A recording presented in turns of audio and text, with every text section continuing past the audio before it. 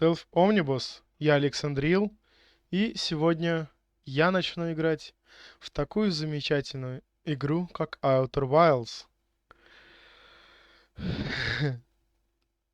Эта игра очень офигенная. Это моя самая любимая игра. Я ее прошел где-то на 150%, не меньше.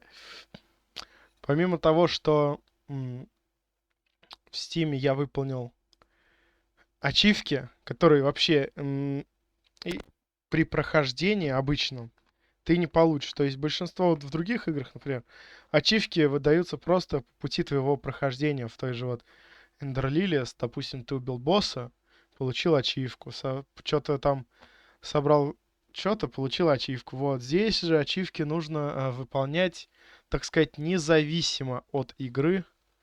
И я их получил абсолютно все. У меня даже есть самая последняя ачивка серфинг. Ну, в будущем узнаете, что это такое. Но если вкратце, сейчас скажу. Да, самая последняя ачивка серфинг. Ее получили 1% игроков. Здесь, по сути, ачивки достаточно сложно получать. Прежде чем я начну, я, наверное, все-таки расскажу историю об этой игре, обо мне, так сказать. Все началось с того, что эта игра вышла, и кто-то на Ютубе начал ее стримить, ну, из тех, кого я смотрю, в общем. Я начал смотреть, и что-то такой, хм, что-то какая-то скучная, интересная и не очень интересная игра. Зачем ее кто-то снимает? В общем, я... И дальше я потом начало покажу, там оно действительно такое, так сказать, не связанное с остальным миром. Немного.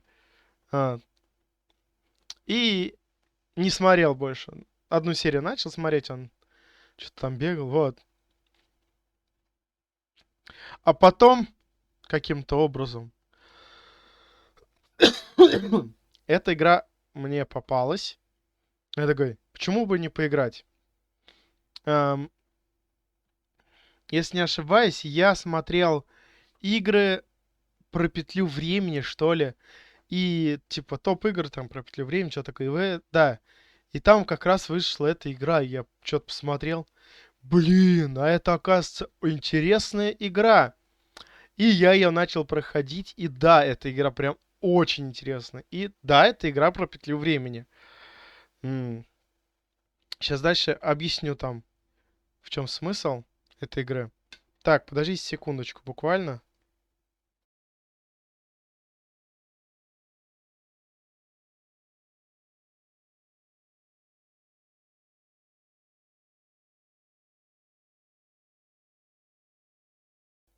Ага, так.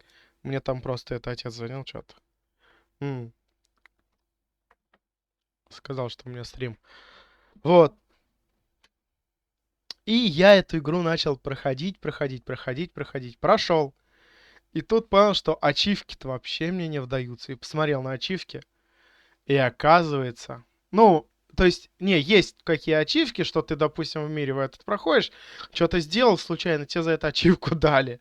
Оказывается, здесь определенные действия нужны, чтобы получить эти ачивки. Возможно, в будущем я даже расскажу, как их получать. К сожалению, в Стиме нет такой функции, что типа сбросить ачивки, чтобы их заново получать. Вообще такая, как бы сказать, сделать это вроде как можно. Я где-то такое видео видел, но это все очень муторно и долго. Вот. Так что начало, скажу, да, сразу действительно скучненькое начало. Вот. Объясню почему, да и сами, наверное, поймете. Но сама игра просто волшебная. Вот. По мере прохождения я, возможно, что-то рассказать. На самом деле, я помню только игру в общих чертах. Прям досконально я хоть и проходил, прям даже секретки искал и летал. И не только, я даже купил все значки в этой игре.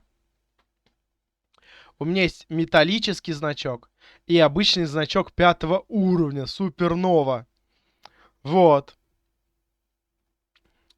Если не ошибаюсь, я даже ее в своем профиле установил. Сейчас посмотрю. Да, да, да. Под уровнем у меня конкретно этот значок и стоит из этой игры. Вот. Я, собственно говоря, моя любимая игра, я подумал, а почему, раз такое дело, не пройти ее на стримах? Поскольку, да, у нас время до мая есть, так сказать. Игра недолгая. Всего 22 минуты на ее прохождение можно потратить. По крайней мере, если ты знаешь, что делать. Ну, даже в районе. Меньше 22 минут, да. В этом-то и прикол игры.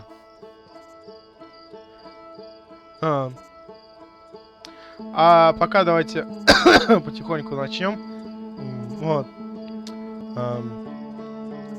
Wehas of the есть сцены, которые могут показаться некоторым игрокам слишком напряженными. Это уже дополнение, да. Кстати говоря, с этим тоже у меня история связана. Не знаю как, но мне попалась информация, что вышло дополнение. Выходит.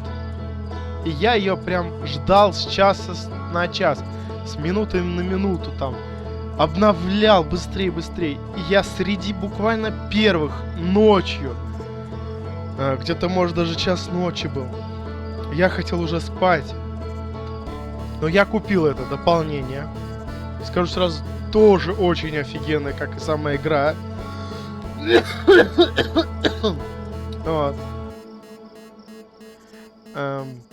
Она как бы вписывается, так сказать, во всю игру в саму. Но для прохождения, то есть для прохождения самой игры, та локация как бы не обязательно. Но по сути в лор самой игры она вписывается. Так что очень интересно. Вот. Так вот, в чем был прикол. Я начал играть. Отправился туда, в эту новую локацию. Начал ее полностью исследовать. И начал пытаться получить ачивки. Но почему-то, поскольку это обновление только вышло, ачивки не работали. Они, то есть, показывались в Steam, да, что они есть. Но я конкретно, допустим, выполнил определенные действия, за что должен был получить ачивку, ну, 100%. Но я ее не получал. В общем, я проходил, думаю, ну и фиг с ним. И на какое-то время, так сказать, забил. Пошел спать. На утро проснулся, попробовал то же самое. И да, ачивка действительно была мне дана. Вот. Так что я даже получал ачивки, когда они были у 0% игроков. То есть невозможно такое, что прям 0% игроков. Хотя бы когда один человек получает, там пишут типа 0,1% игроков. Даже если она всего у одного есть, ровно 0, типа никогда не показывает. Вроде как Steam. Только если действительно ни у кого этой ачивки нет. Вот. Я эти ачивки когда получал, они все были золотыми. И у меня даже были фотографии. Не знаю, остались ли эти фотографии сейчас. Возможно, я их потом, ну, попозже, может, поищу. У меня сейчас просто здесь обновление.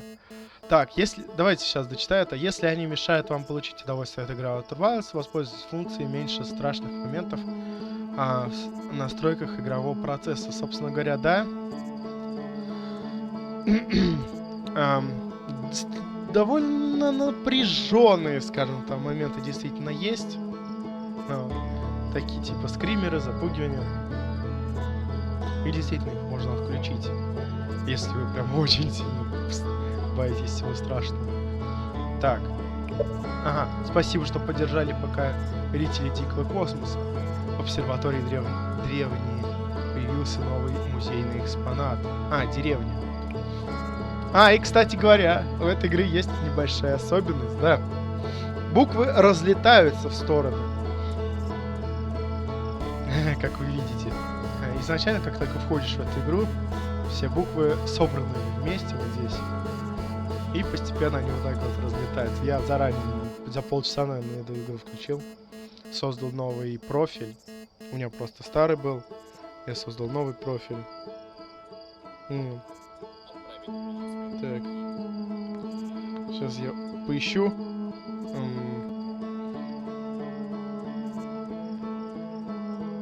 Где-то должны быть у меня фотографии.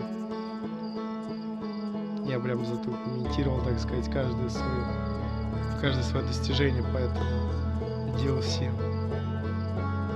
Правда, не помню, где. Ну, то есть здесь вроде как я их прям фотографировать должен был. А может, притскрин сделал прямо на самом компьютере. Так вот. Вот технически я и проходил это обновление, но... да, кстати, вот они, да. Каждая ачивка 0,1% игроков. И так каждая ачивка у меня. Так, это все, что ли? Сколько? Раз, два, три, 4 ачивки. Вроде их больше. Ну, я точно не помню. Может, действительно я предскрин сделал. Вот, сейчас так. Сколько здесь этих ачивок-то вообще? Раз, два, три, 4, 5, 6, 7, 8, 9, 10, 11, 12, 13, 14 этих ачивок. Ну, я где-то это задокументировал. В общем, я вне записи еще, наверное, поищу их. И, может, даже на следующем стриме их покажу. А может и нет, потому что я, как и сказал недавно, компьютер чистил. Возможно, эти фотки уже были удалены, к сожалению. Ну, то есть, но вообще здесь вот, как минимум 4 ачивки я точно задокументировал. И все еще, например, тот же серфинг. Ну это нет, уже 1% игроков. Ладно, фиг с ним. Ну. Что-то еще вроде говорил, нет? Ну да ладно. Так, сейчас. Секунду, подождите.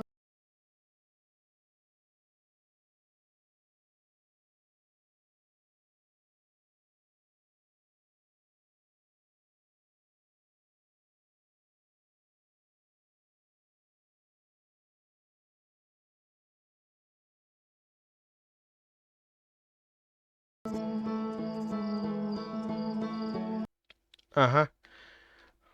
Прокашлялся. Так. Что ж. Давайте начинать. Новая экспедиция.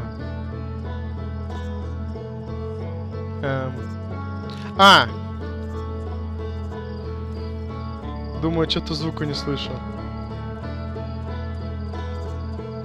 Я наушники же выключил, звук на наушниках. Так сказать, максимально убавил. Да, сейчас, в общем, игра будет загружаться, так что... По сути, да, это игра про замкнутый круг во времени и про путешествие в космосе с планеты на планету. Очень интересно, очень затягивает. И просыпаемся мы с того момента,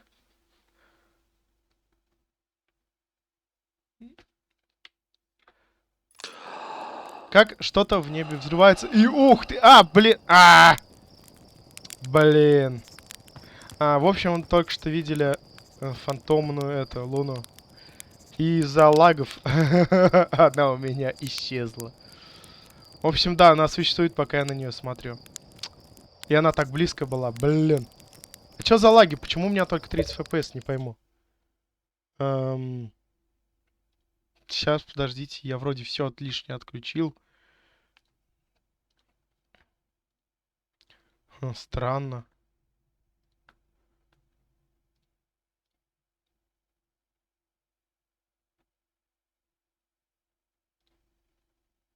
Сейчас, подождите, тут выйду из всего, так сказать. Может, видео на ютубе много едят.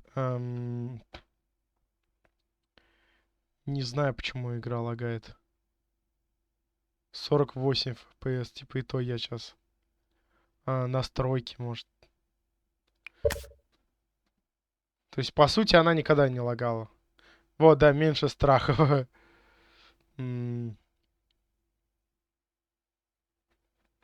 Значок кнопки.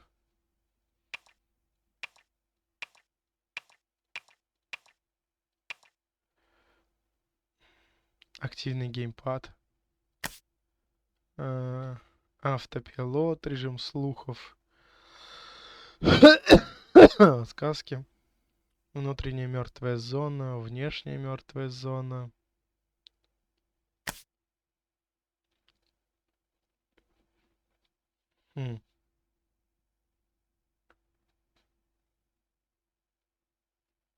При разговоре, да. Автополет. Так, сбросить, выйти, звуки, языки. То есть так, ну, можно, наверное, как-то так. Ага, вот управление, да, самое, наверное. Вот качество графики. Ну-ка, полный экран. Типа, сторон, разрешение, сглажен. Высокие. Ну, давай просто высокие, типа, оставим. А вот поле зрения я... не настолько. Вообще в любых играх я поле зрения люблю прибавить. Детеринг.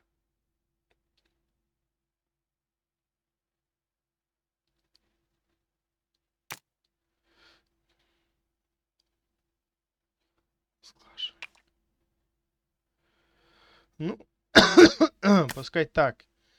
Что по управлению? Отменить Q. Паузу подтвердить E. Основное взаимодействие E. Дополнительное взаимодействие. Посмотреть карту. Взять фонарик. Передвижение. Движение. Ну, в общем, ладно, если что... Потом, в общем, разберемся, если что. Так. Ага. Так, то есть, ну-ка, настройки. Все-таки я, наверное, полный экранный режим. Так, ну хотя бы 50 FPS сейчас. Я чуть... 35, офигенно. А что с FPS у меня? Я же вчера, по сути, заходил в эту игру, и такого не было. Может, из-за того, что просто долго играю, и тут у меня жара. Ну-ка.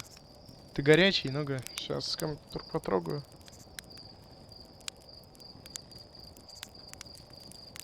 Ну да, есть такое чуть. Ща, пойду вентилятор, что ли, включу. Не отключайтесь.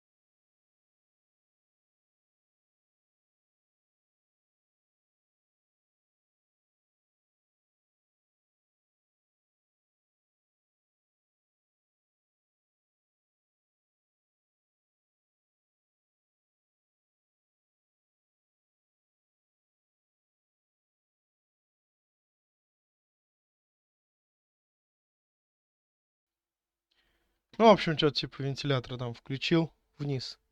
Пускай работает, на всякий случай. Ага. 49, да, до FPS 55, ага. В общем, да, все начинается с того, что я просто где-то что-то хожу тут кем-то. Да и на самом деле я бы, наверное, все-таки гамму чуть-чуть прибавил.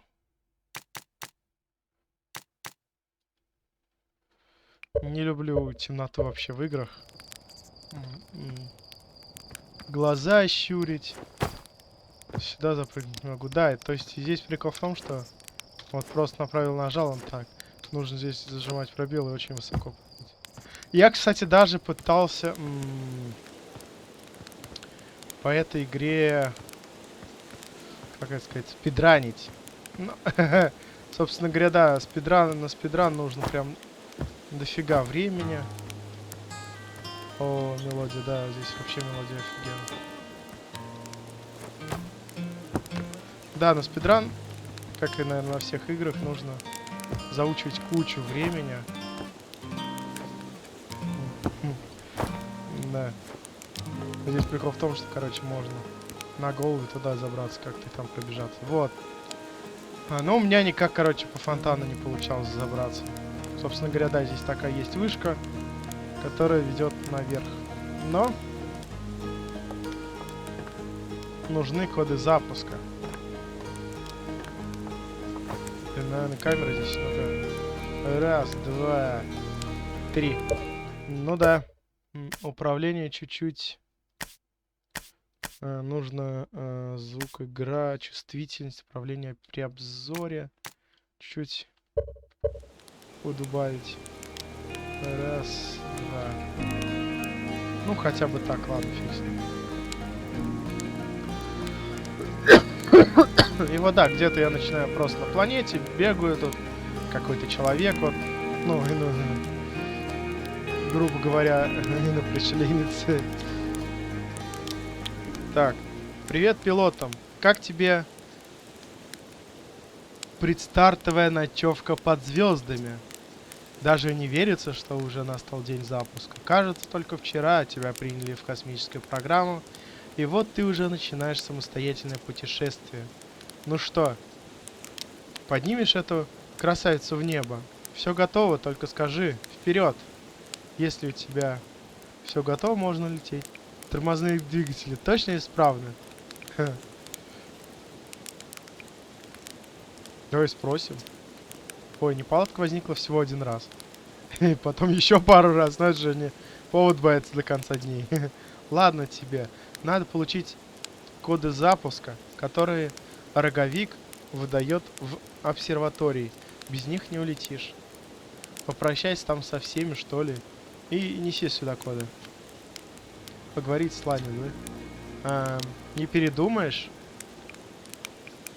Еще раз, где взять коды запуска? Их выдает роговик. В обсерватории, как обычно, иногда мне кажется, что роговик там живет. Как там корабль? Лучше не бывает. Смотри. Тебе это понравится. Запасной кислородный отсек теперь можно использовать как дополнительную камеру сгорания. Это безопасно. Зачем? Ну, на практике никто не проверял, но по сути это как будто обычный ускоритель, только с ракетой побольше. Круто, правда? Это же безопасно на 100%. Правда, если учесть возможность ошибки пилота, то скорее на 40%. Ничего личного. Что мне надо делать в космосе? Ты летишь, тебе виднее. Разве пилот там не хочется скорее стартовать и хлебнуть свободы? Неважно, полетишь то на Луну, на пустотную сферу или на другую сторону камелька. Мне точно все равно. Лети и ищи приключения. Только, пожалуйста, не сломай корабль. Что еще стоит сделать перед стартом? А разве что с кем-то попрощаться. Думаю, Гал ждет тебя в обсерватории. Ах да, Жила просит передать, что если ты хочешь потренироваться чинить корабль в космосе, камера невесомости готова. Не то чтобы тебе туда надо, но если ты это сделаешь, Жила наконец-то не отстанет. Да, кстати, забыл совсем про кашель сказать.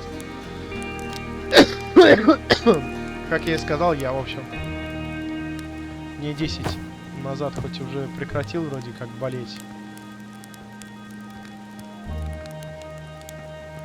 Ага.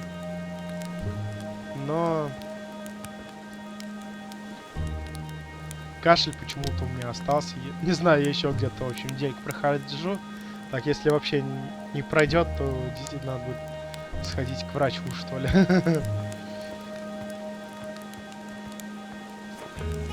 На. Зажать и отпустить. В общем, да, начало будет сейчас очень скучным. Я буду ходить туда, скажем, вот так разговаривать, что-то там исследовать, что-то делать. О, вот, ну-ка. Мы сразу не разу. Ну-ка, это фантомная? Да, это была фантомная волна, офигенно.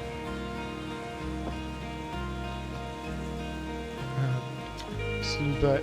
О, это ты! Сланец говорит, ты сегодня улетаешь на своем корабле, жду не дождусь запуска. Ты же летишь в космос? Летишь? Точно не передумаешь? Сначала хочу потренироваться с мастерами, то есть с тобой. Говорят, ты сланец. Строили модель корабля, можно посмотреть? Ну вот это. Да, ты, наверное, всем так говоришь. Да, ты, наверное... А, если правда хочешь со мной потренироваться, то, наверное, я могу помочь. Попробуй приземлиться в одном из гейзерных бассейнов. Покажи, что умеешь.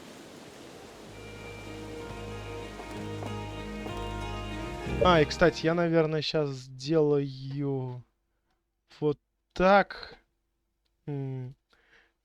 Достижение сейчас посмотрю. День 40.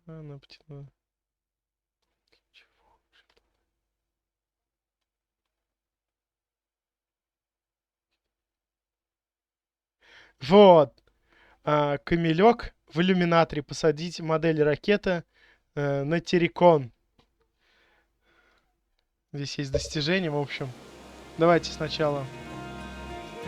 Что у нас тут? Сделать газированный рывок. Сделать рывок. Сделать рывок вверх. И сбросить.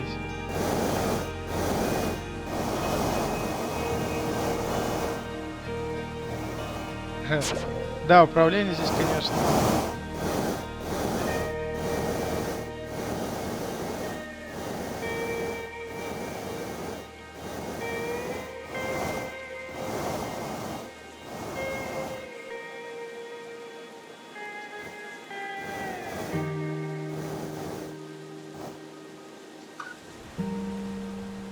Ну, собственно говоря, вот.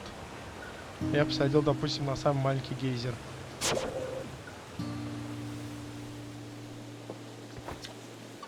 Вот эта посадка. Наверное, поэтому сланец не против, что ты летишь на настоящем. Вот. А еще можно сделать вот что.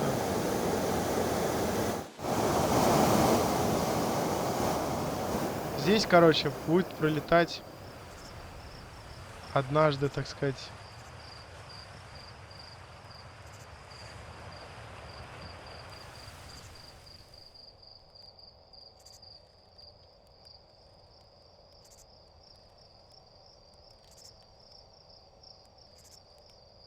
Однажды. Ну, теперь он... Во! Во-во, ну-ка. Я посадил его? Да, смотрите, я посадил его! В общем, на эту луну нужно посадить, за это тебе вроде как и дают. Собственно говоря. Ачивку. Ого, прямо как в тот раз, когда при посадке взорвались топливные баки. Ты же справишься с настоящим кораблем, правда?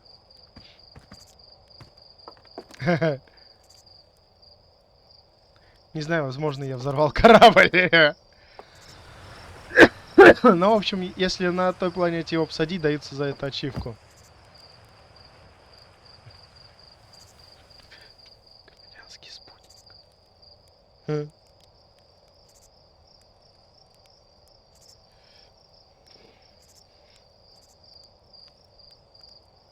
Эм, Также еще есть ачивка погибнуть за первые 60 минут. В общем, 60 секунд, да? Да. В общем, ваша задача добежать до этого гейзера. Запрыгиваете, он вас подбрасывает, и вы просто падаете и умираете. Если кому интересно. Говорить профи. Как дела? Говорят, ты собираешься оставить нас и отправиться к звездам. Когда вернешься, надо будет нам с тобой и Жилой посидеть за бутылочкой хорошего. Я хочу только к одной звезде. Другие слишком далеко. Хорошее — это не только изысканное деревенское вино, сколько вызов для пищеварения.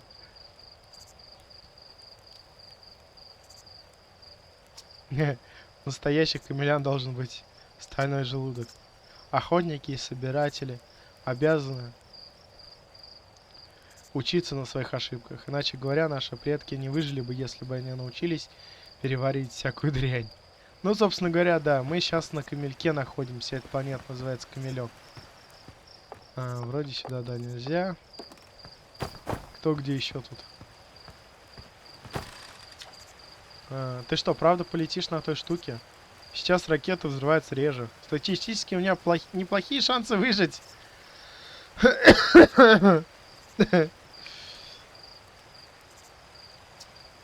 Да, никакого соревнования с временами. Никакого сравнения с временами, когда космическая программа только начиналась. Наверное, надо сказать тебе спасибо. Ты устраиваешь меньше пожаров, чем твои предшественники. Кстати, удачи там с тормозными двигателями. Чем могу? Привет, чем могу помочь? Идешь смотреть на запуск? Думаешь, деревня сгорит из-за космической программы? Думаю, каждую секунду. К этому привыкнешь. Как и к ведру воды рядом с кроватью на всякий случай. Конечно, я буду смотреть с безопасной дистанции и следить, чтобы ничего не загорелось. Но все же буду. Все нормально. Приятно слышать. Собственно говоря. Гейзер очень шумный. О, снова ты. Чем я могу помочь? Есть новости? Экстра будет учиться делать надрезы на деревья, когда вернешься с Террикона. Тогда можно будет собрать лунный сок, сделать лунное вино. Как поживаешь? У меня как раз начала зреть новая партия древесного вина. Люблю запечатывать бочки по важным дням. Поэтому у меня так много бочек, подписанных авария или пожар. Снова ты. И все хорошо. Удачи в путешествии. Ну, собственно говоря, это здесь есть небольшая деревня, несколько жителей, и это все, так сказать, люди на этой планете. Другие, так сказать, менее обитаемые, ну, может, по одному человеку. Там есть, наверное, конкретно наши пилоты. Это кресло, все, что осталось от первого полета в космос, который был совершен пилотом по имени Шпат. Некоторые считают, что это слишком вольное использование слова «полет», но тот день все равно стал судьбоносным для всех камелян.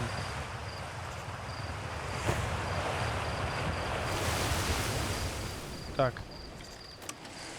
Этот проект связан со спутником «Затвор неба», который находится на орбите Камелька. На спутнике есть две камеры. Попробуйте сделать снимок нашей деревни. Так. Собственно говоря, да, вот подлетает. Здесь есть там секретка, если видите, да? Внизу. Летим дальше.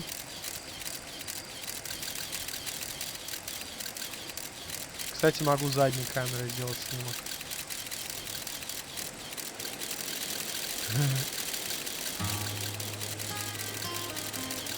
И, собственно говоря, вот наша деревня.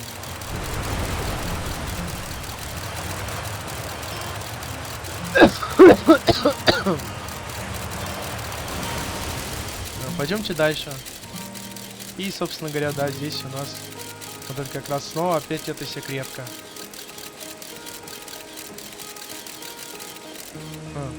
Собственно говоря, вся Земля Или весь камелек, как правильно сказать.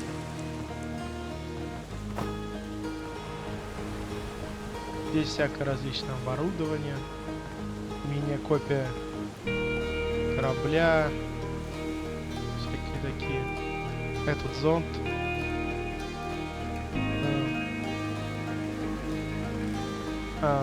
Кстати говоря, хорошо. Ну ладно. Так. Все потом в любом случае узнаете. Так. В общем, это один из первых, да, пилотов всего и... Короче, ладно. Ну что, настал день запуска. Гал будет по тебе скучать. Кстати, о запуске.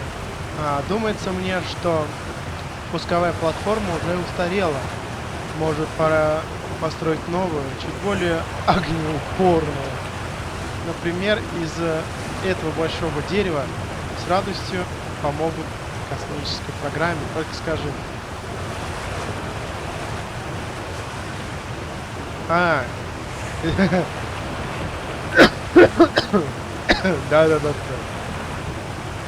Нормально у нас пусковая платформа. Что пусковая платформа? Не огнеупорная.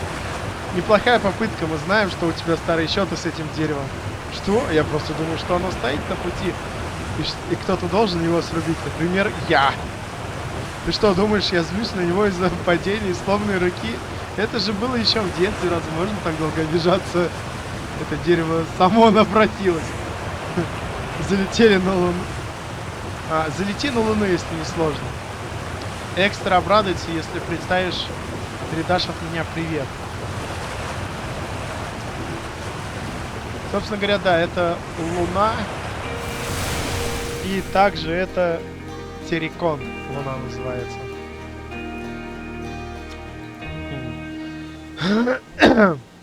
Привет, юных космонавт. Говорят, ты сегодня покидаешь кратер. Если встретишь других путешественников, напомни им, чтобы они ухаживали за своими инструментами. Расскажи об инструментах, где обсерватория. Мне просто хотелось увидеться перед отлетом. Так, с радостью. Как-никак, все эти инструменты — моя работа. Дай вспомнить. На барабанах играет кремень, на банджо рибик, на флейте габро. Кстати, габро самый такой офигенный. Ну и шпат на гармонике. Хотя шпат уже давно не шлет никаких вестей. Кажется, только вчера звуки гармонии раздавались у костра. В общем, если услышишь в космосе музыку, это наверняка кто-то из наших. Если захочешь пообщаться с кем-то, воздействуй сигналоскоп. И, собственно говоря, 5. Это она сейчас 4 вроде, да, назвала? Но еще есть как раз 5 на Луне, он просто насвистывает эту мелодию. И, кстати, если услышать мелодию всех одновременно, то за это тоже дается ачивка. Но, скажу сразу, это не так просто. Можно так сказать, чтобы они все были в ряд.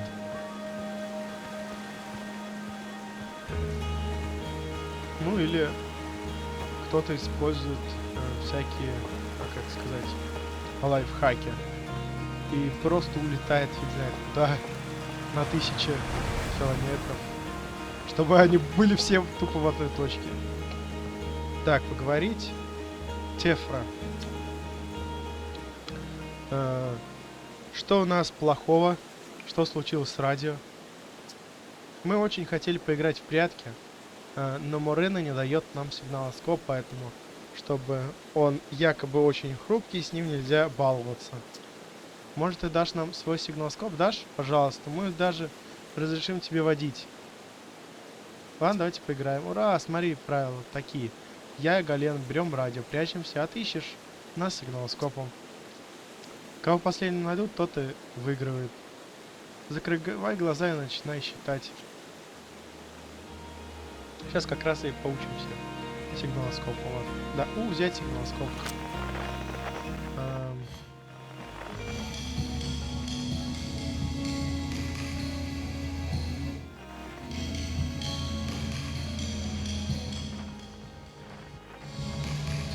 Да, есть там, есть еще, есть там. Ну-ка.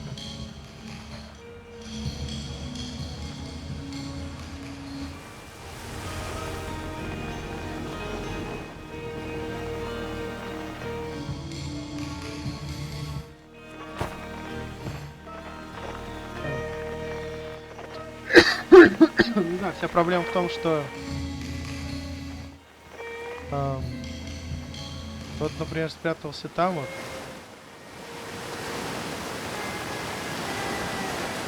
А кто-то спрятался фиг пойми где. А, вот. И насколько я могу знать, Галени, это намного лучше, чем там, потому что сюда прыгать можно, а здесь ты можешь просто тупо пройти. И давайте сначала, наверное, этот, в следующий раз. Как это у тебя получилось меня найти? Я же так хорошо прячусь. Не забудь найти. Надо двоих. Не забудь найти, надо двоих. Потом наоборот попробуем.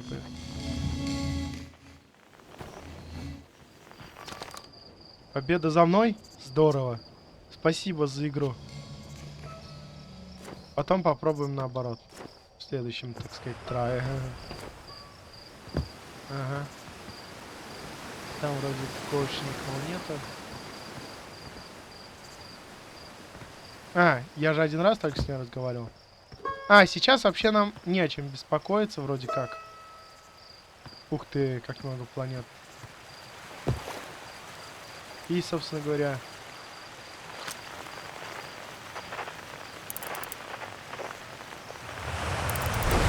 Если мы... Оп, отвернулись, все, она попала. Довольно забавно.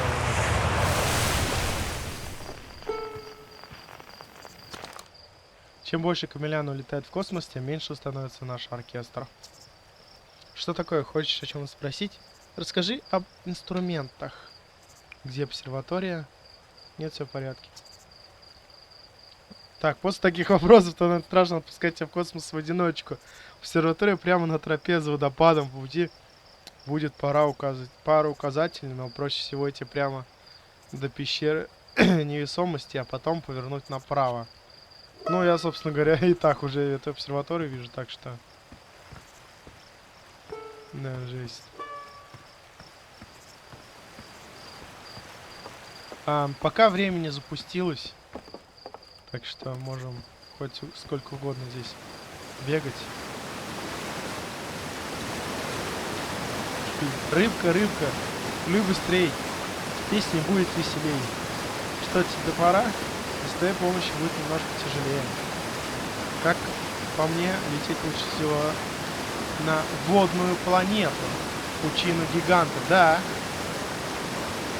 Это еще почему? Однажды, когда вся деревня спала, мы остановились у костра с Габро.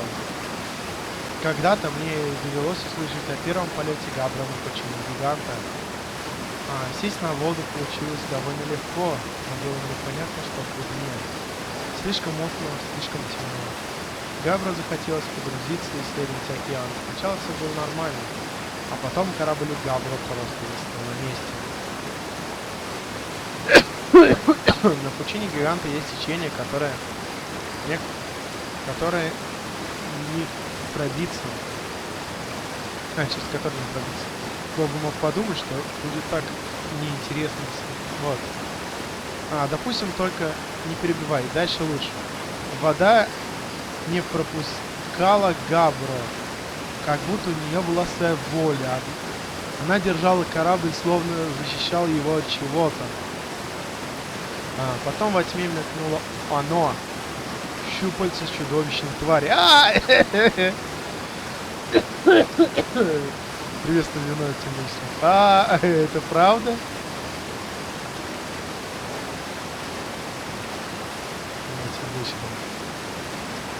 Кстати, тебе не пора исследовать что-нибудь интересное? Давай иди, а то все равно меня распугаешь.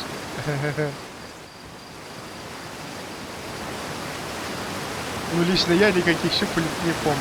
Но, кстати, да, первым делом мы полетим конкретно туда. Габру, как я и сказал, Габру это самый офигенный. И он кое-что нам дает.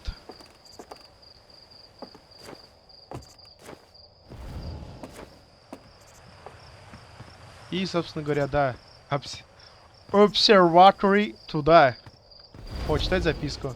Эй, не забудь перед полетом меня навестить. Если хочешь напоследок потренироваться, пещера невесомости к твоим услугам. Жила. Да, но... Тут да, что-то опять лаги 30%. О, да, кстати говоря. Смотри, красиво, но вещь страшная. Давайте, что, почитаем или давай поговорим сначала. Привет космонавтам. Знаешь, что за этой оградой находится призрачная материя? Джилл говорит, что раньше ее там не было больше, призрачной материи испаряется. Происходит это просто очень медленно. Надеюсь, когда я вырасту, от нее еще что-то останется. Призрачная материя это классно. Не переживай, ты не вырастешь. Ой, то есть призрачная материя это мощная штука, она может тебя испепелить. Ну, кстати, да. Лучше не бросать в нее камни. Призрачная материя опасна. Тектик ходит без одной ноги именно из-за призрачной материи. О, правда. Это так круто. Здорово, что маленький разведчик может находиться в призрачной материи. Но знаешь, что более еще круче, если бы он стрелял призрачной материей. Типа бам-бам.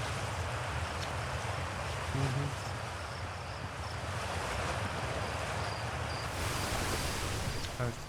Осторожно, за этой оградой находится призрачная материя. Странное и невероятно холодное вещество, невидимое для невооруженного глаза. Призрачную материю можно обнаружить только при помощи камеры. Контакт с призрачной материей причиняет невыносимую боль и может убить вас. А если пострадаете, меня не видите. Не видите роговик. Сейчас, подождите. Так, прокашлю сейчас.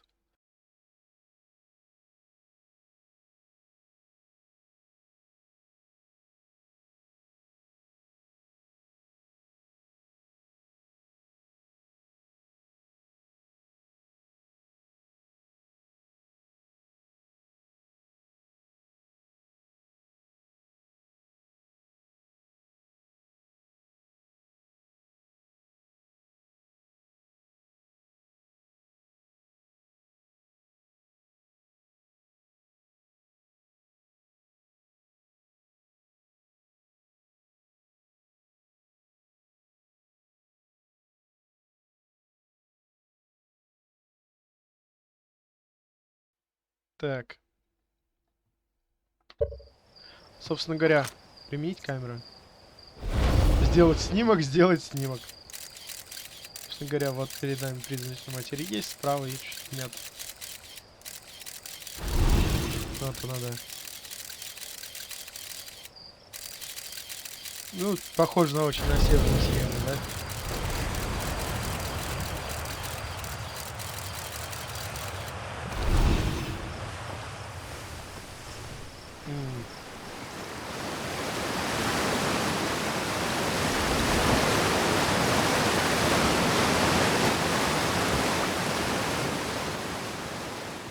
Подбирать здесь вроде ничего нельзя, конечно.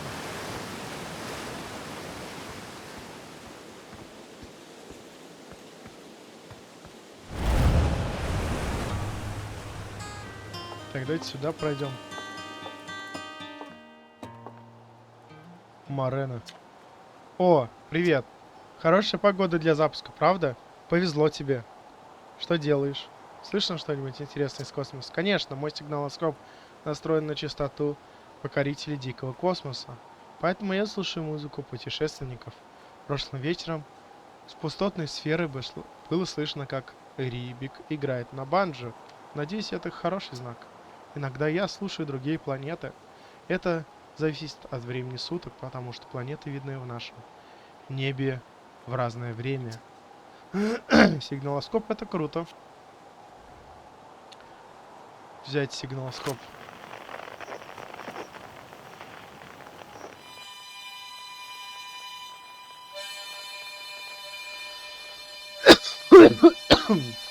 Так.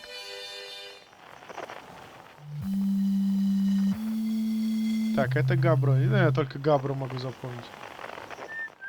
Вот, это насвистывает.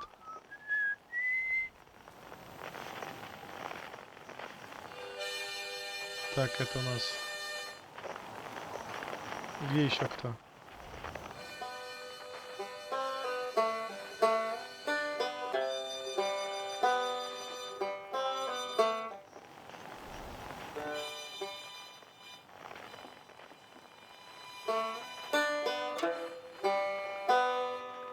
Мандат на банже играет. Я не пойму по счету. А, вот.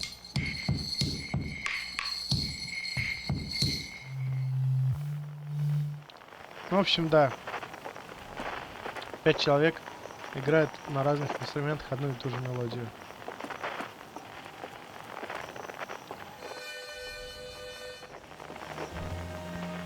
А.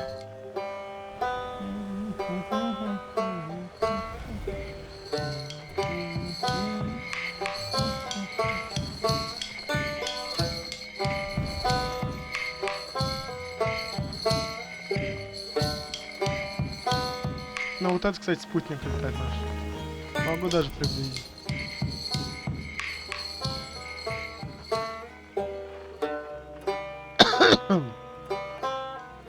У той планеты тоже такая своеобразная луна есть. Кстати, вон он там сидит. Надо будет тоже туда залететь.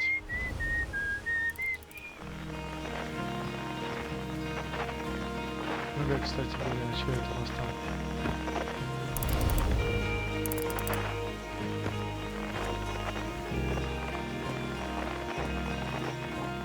Ну, прикольно, что-нибудь есть, нет? Ну, это вроде.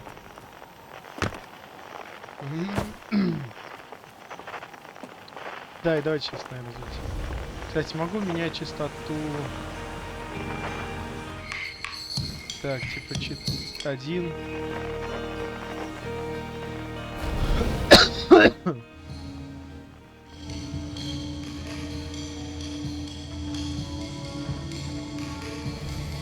Неизвестная частота там. Неизвестная частота там. Ну, собственно, и дальше.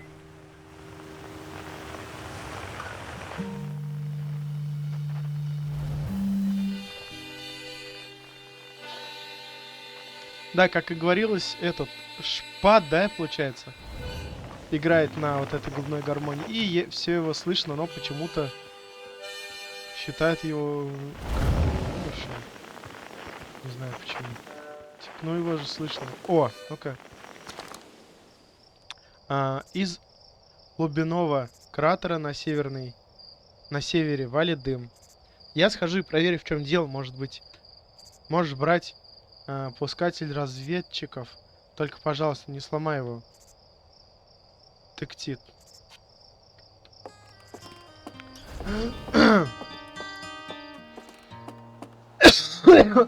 О, вот мимо нас сейчас, блин, еле заметил, но кое-что интересное прилетело. Так, ладно. Применить пускатель разведчиков. Я, знаете, что хочу? О.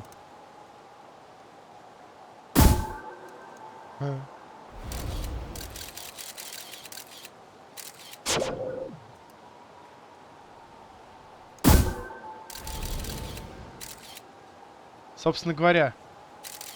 Да.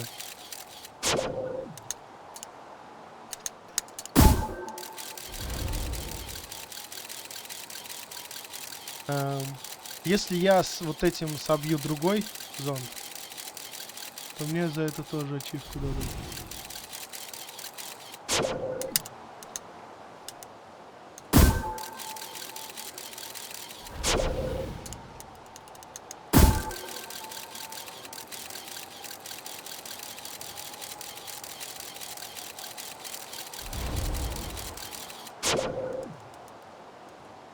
Ну это прям снайпером нужно быть.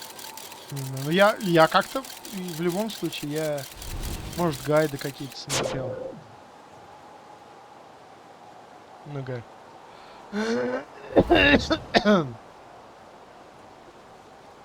Не знаю. Ну-ка сейчас еще раз подожду. Попробую запустить.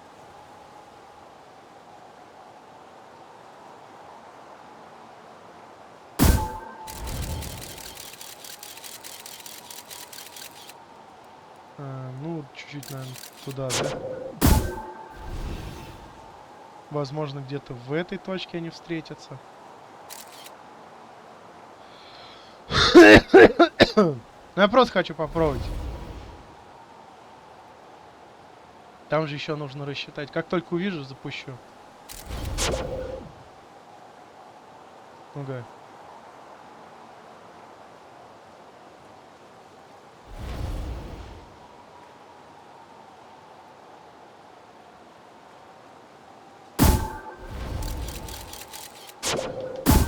Да, блин.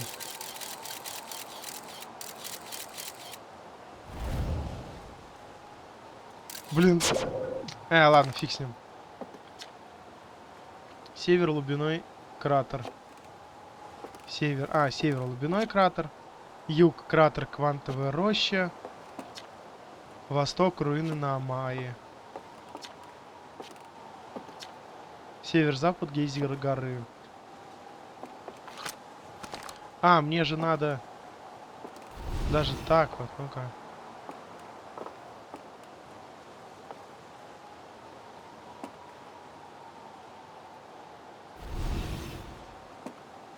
Ага.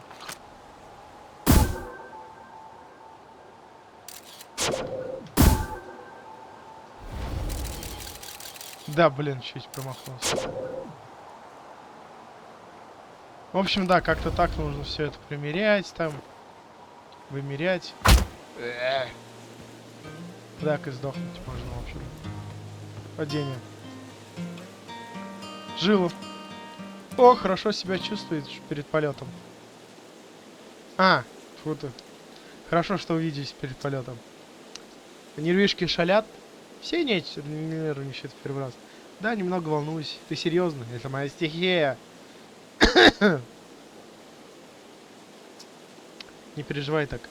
О твоем беспокойстве будут знать только ты и я, и бесконечность зрителей у меня на канале. И бесконечность космоса. Ну да. Сколько человек? 10-20. Серьезно, ты справишься, если уже... Если о чем волноваться, так это о корабле. Надеюсь, тормозные двигатели теперь исправны, иначе сланец хлопочет. Слушай, в пещере невесомости есть спутник, который совершенно ничем не напоминает сломанный шахтерский прибор. Ну да, надо его починить. Если хочешь напоследок потренироваться в невесомости, спустись туда и не спускайся, если без этого... Или не спускайся, если без этого умеешь ремонтировать корабль в открытом космосе. Спутник, жди меня. Отлично, тогда вперед. Постарайтесь не заработать сотрясение мозга перед первым полетом. Что такое? Спутник сам себя не починит. Спутник... Нужно просто подлететь к нему и отремонтировать все сломанные компоненты. Вот это настоящий корабль. Кстати говоря, я вроде с этим второй раз не поговорил. Все что-то думаю об этом и забываю сразу же. Помню, с ним только один раз поговорил и начал экспериментировать. Снова здравствуй, тебе не надоело сидеть на этом дереве? Слышим что-нибудь интересное из космоса? Конечно, мой сигналоскоп настроен частоту покоритель дикого космоса. Поэтому я слушаю музыку путешественников. Прошлым вечером в сотной сфере было слышно... Иногда я слушаю другие планеты. Я задаю за 3 суток, потому что планеты это в нашем время в разное время. Сигналоскоп это очень круто. Ну,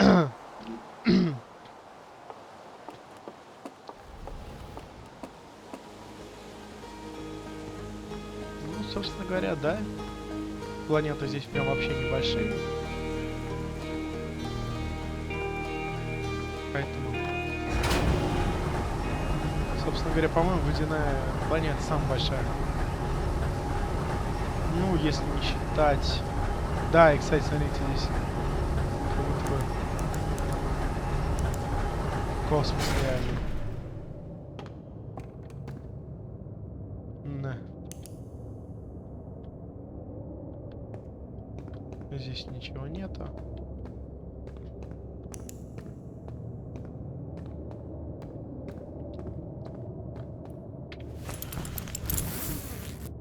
И, собственно говоря, вот уже у нас есть такой мини-скафандр. Могу прыгнуть и начать лететь. У меня есть топливо.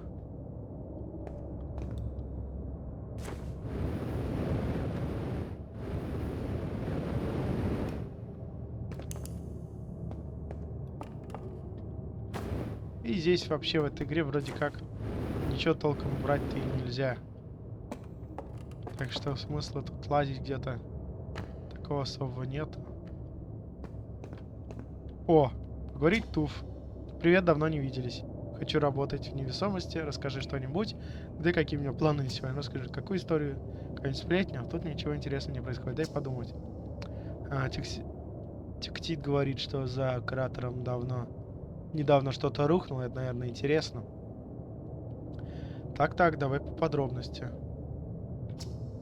Разведчик, что засек во время дежурства, надо было проверить. Безопасность превыше всего. Шучу. Тиктит начинает смеяться, когда это слышит. Причем смеется так долго, что становится обидно. Ты снова тут, чем могу помочь? Просто хожу потренироваться в невесомости. Расскажи что-нибудь. Так что, ты сейчас туда, в пещеру? О, что? Нет, все в порядке, отлично. И в порядке. Что не важно. Да, полетает там немножко. Кстати, не похож. Ты же знаешь, что я ненавижу эту пещеру. Зачем столько о ней говорить? Ох, ну вот руки вспотели. Нет. Не надо. Хочешь летать в космос на здоровье, но не заставляй меня думать об этом. Мало нам этой странной пещеры. Ну ладно.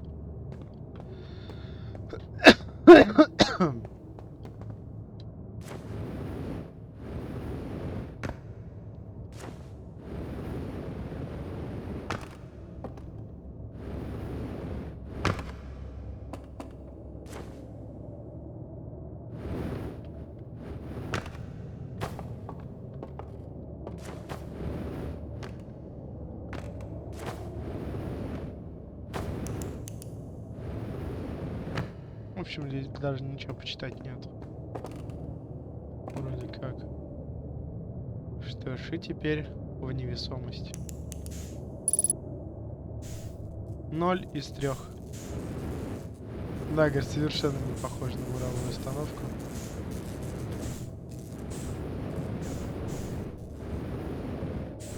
Блин, и не видно, нифига вообще. Поэтому я и прибавляю выбор в играх всегда. Сейчас, секунду. Поэтому я всегда в играх и прибавляю, собственно говоря, где? Гамму.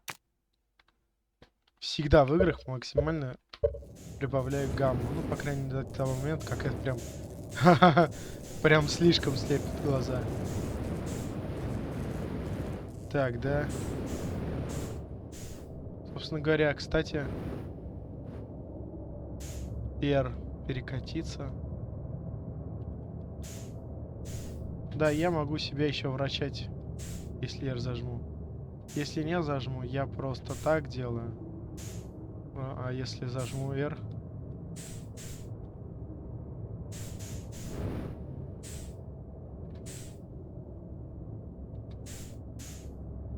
Так, если зажму R, то я поворачиваю себя против часовой, по часовой стрелке, да.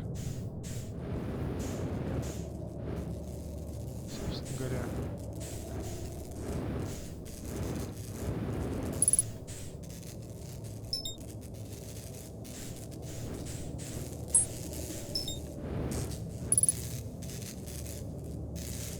Ну и... вот.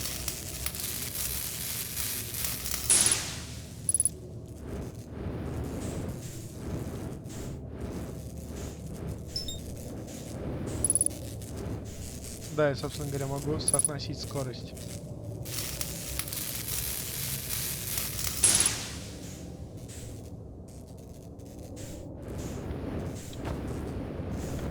Ты где-то там внизу, что ли?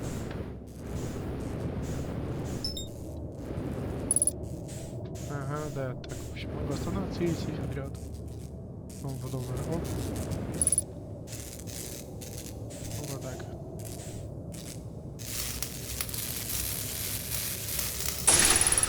Все. Буровая установка запущена. Буровая установка-спутник.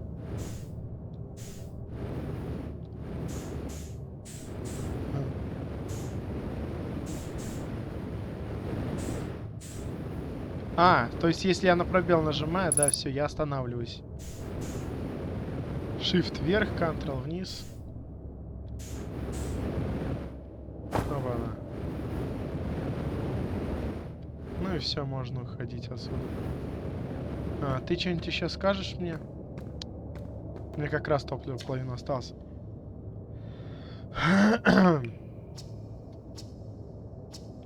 Ну все, давай.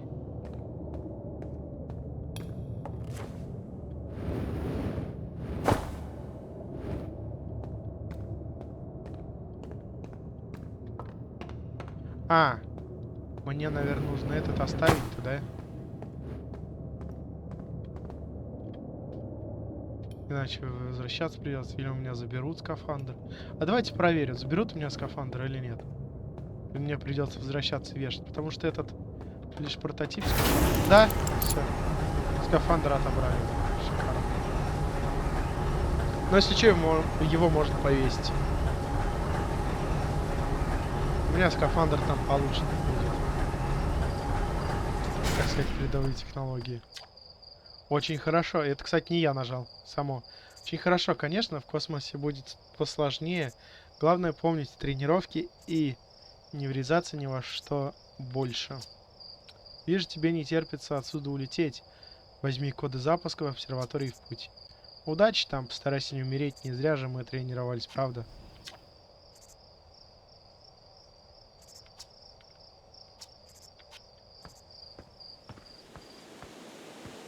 Ну да, все.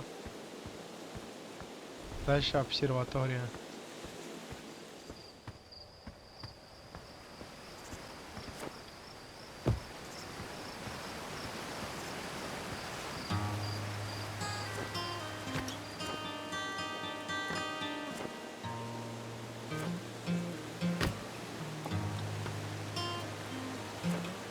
Чё ты застрял? Ну, прыгай. То есть нужно сначала зажать, а потом... Ну? Бежать и прыгать нельзя, да? Ага. Так, да, собственно говоря.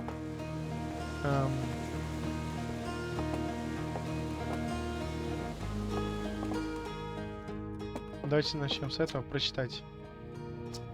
Что-то на английском. Это от разработчиков, что-то такое. Основатели, покорители дикого космоса. По часовой стрелке слева верхнего угла. По часовой стрелке. Мышки нет.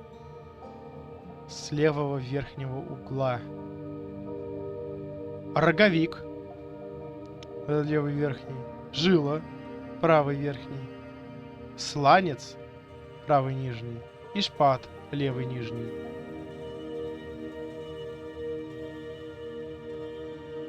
Роговик, жила, сланец и шпат. Да, это первые, получается, покорители космоса. Не те, о которых ты инструмент играет, а вот, например... Да, некоторых я видел, встречал, а еще один, получается, сланец я видел, да, в самом начале. Жила, который вроде как помог мне там Не знаю, стоп, жила. Роговик, это вот я сейчас к кому иду. А жила и шпат. Это шпат вроде на Луне. Жила. Ладно, дальше потом разберемся. Кто из них жила?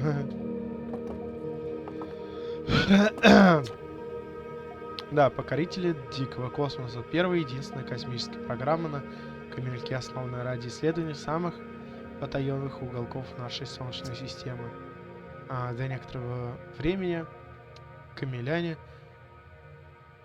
попадали в космос ненамеренно. Шпат. Первое исключение. В тот день космический корабль обогнул Камелек и совершил первую бесчисленного множества посадок на наш спутник Террикон. Да, как я сказал, шпат на Луне. Сланец я вроде да в начале видел, как проснулся. Роговик там наверху. А это у нас кто? Это Гал. Так, а у нас там кто, говорите? Жила. Надо бы сейчас Жилу найти.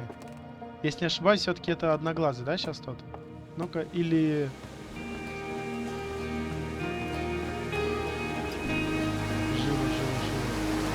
Жила. Может, Жила там внизу. Ну ладно, давайте сейчас костюм.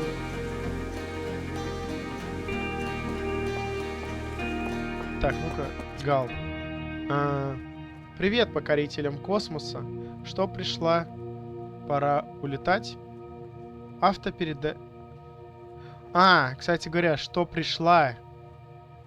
Походу, все-таки инопланетянина женского пола играем. Автопереводчик тоже полетел в первый раз. Я так волнуюсь, голова кружится. Полетит в первый раз. Только представь, ты можешь переводить любые записи на Майи. Это самое ценное наше изобретение, так что уж не сломай его, пожалуйста. Ха-ха-ха. Так, не сломай его. Ох, не обращай на меня внимания, просто нервничаю. И при том, что я-то остаюсь здесь. Как ты себя чувствуешь? Прекрасно. Это хорошо, мы ждали этого дня с тех пор, как были песчинками. Посмотрим, пошли ли тебе на пользу тренировки. Так в чем дело? Хочешь посмотреть на новую статую на Майе?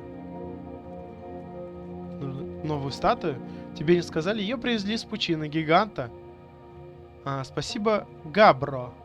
Роговик с самого утра говорил всем, чтобы шли на нее посмотреть. Вот она. Хорошо сделано, правда? Интересно, как выглядели настоящие Намай? Наверное, это самое точное изображение, которое мы когда-либо увидим. Смотри, кажется, у них была шерсть. Шерсть, это странно. Кстати, это первая статуя, которую мы нашли без повреждений. Она отлично выглядит, хотя ей уже куча лет.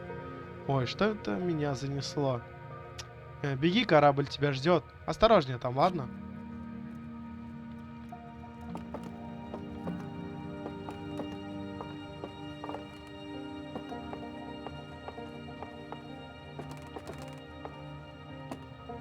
Да. Эта хорошо сохранившаяся статуя была создана на Майи, древней расой, которая жила в нашей Солнечной системе тысячи лет назад. Эта статуя наиболее подробная из дошедших до нас изображения на Майи. По ней можно судить, что на Майи были покрыты шерстью. Обратите внимание на украшения. Врезанные в рога скульптуры. Украшения, врезанные в рога скульптуры. Артефакты и постройки на Майи можно найти почти на всех планетах нашей Солнечной системы, но мы до сих пор не знаем, откуда произошла эта раса и что с ними случилось. В самих рогах я никаких украшений не вижу. Но вот единственное украшение это вот это вижу. Ну ладно.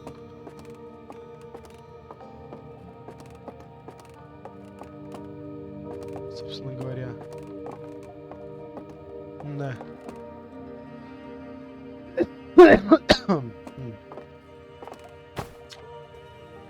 эта радиовышка принимает сигналы из искусственного спутника Солнца, запущенного нами в глубокий космос. Здесь до сих пор хранятся первые фотографии нашей Солнечной системы во всем ее величии. Существованием этих фотографий мы обязаны тому, что спутник движется по необычной вертикальной орбите, которая позволит ему оказаться выше и ниже плоскости эклиптики.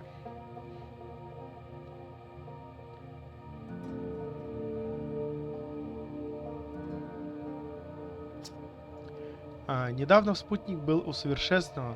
Теперь он в реальном времени обновляет карту Солнечной системы, которой пользуется новое поколение космонавтов.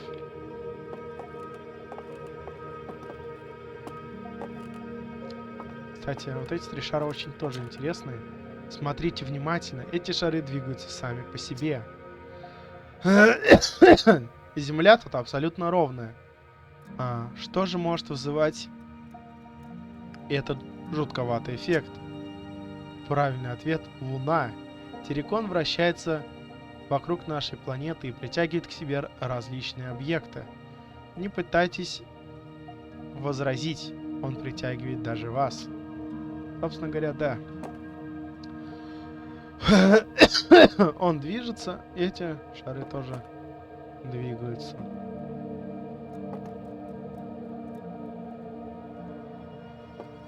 Если не ошибаюсь, сейчас он вот здесь, террикон, выйдет с этой стороны, да? Вот, да-да-да. Притягивается, а не к нему. Сейчас как начнет садиться, они начнут уходить обратно.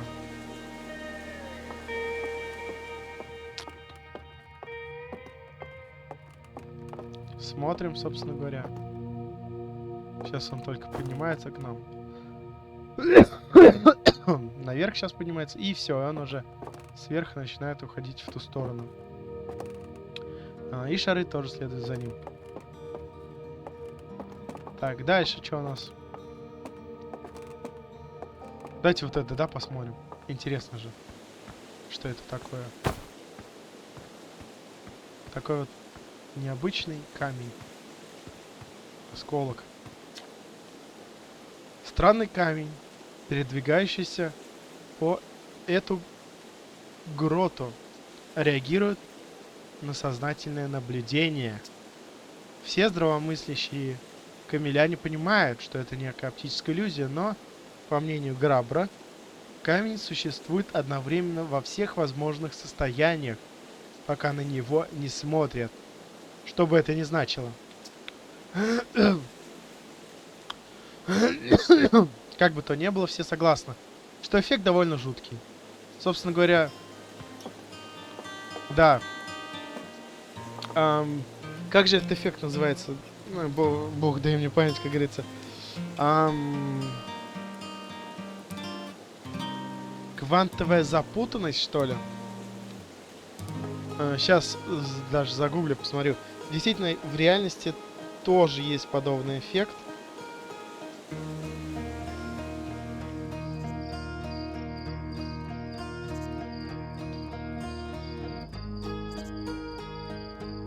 Запутанности. Квантовая запутанность — феномен, при котором квантовое состояние нескольких частиц оказываются взаимосвязанными, независимо от расстояния между ними. Это явление уже используется в криптографии компьютерных технологий, в квантовой телепортации.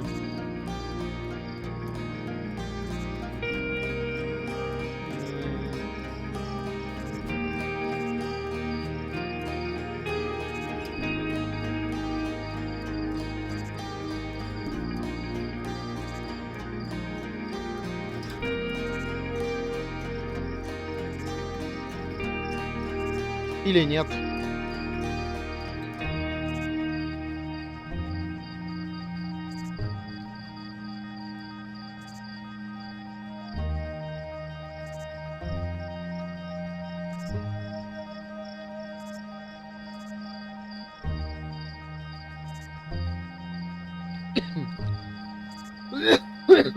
М. В общем, действительно, есть такой эффект, когда типа что-то типа Шрёдингера, когда, допустим, частица находит, пока ты на нее не взглянешь, она может находиться типа в любом месте или во всех местах одновременно. Ты не знаешь, в каком конкретном месте она находится. Вот, поэтому технически она находится во всех местах одновременно. Как только ты ее вычисляешь, она находится в одном месте. Ну, собственно говоря, у меня аж компьютер затормозил.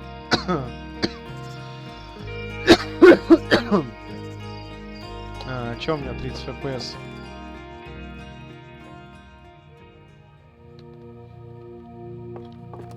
Собственно говоря, опа, камень уже здесь, да?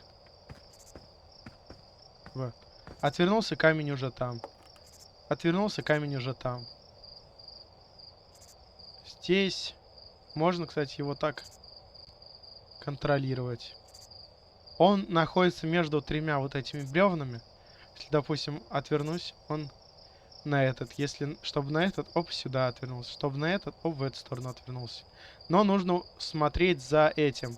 Потому что, допустим, давай в середину его. И если я так отвернусь, то я не знаю, вправо или влево. Но он влево. Он вправо. Так можно, по сути, его и контролировать. Дальше. Такие звезды, как наше Солнце, производят свет и тепло, превращая водород в гелий. Со временем водород заканчивается, и звезда начинает сжиматься.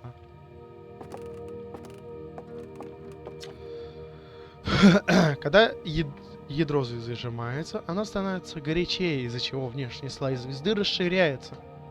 Звезда становится красным гигантом. Когда ядро нагревается до определенной температуры, гелий начинает превращаться в углерод. Если звезда достаточно массивна, она начинает превращать углерод в еще более тяжелые элементы, например, железо.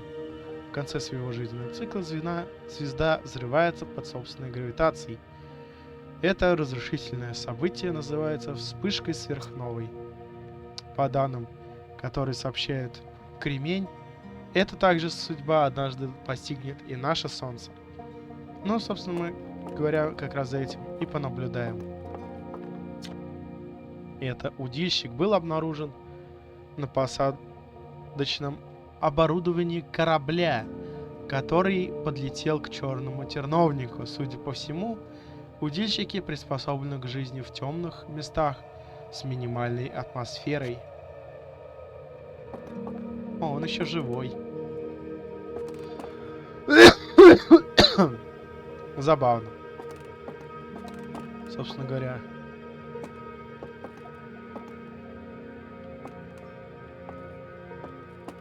Довольно значимые места, так сказать. Этот кристалл был добыт в руинах Намайи на пустотной сфере. Он создает искривление в гравитационном поле. Вероятно, использовался для подъема на крутые холмы. Попробуйте.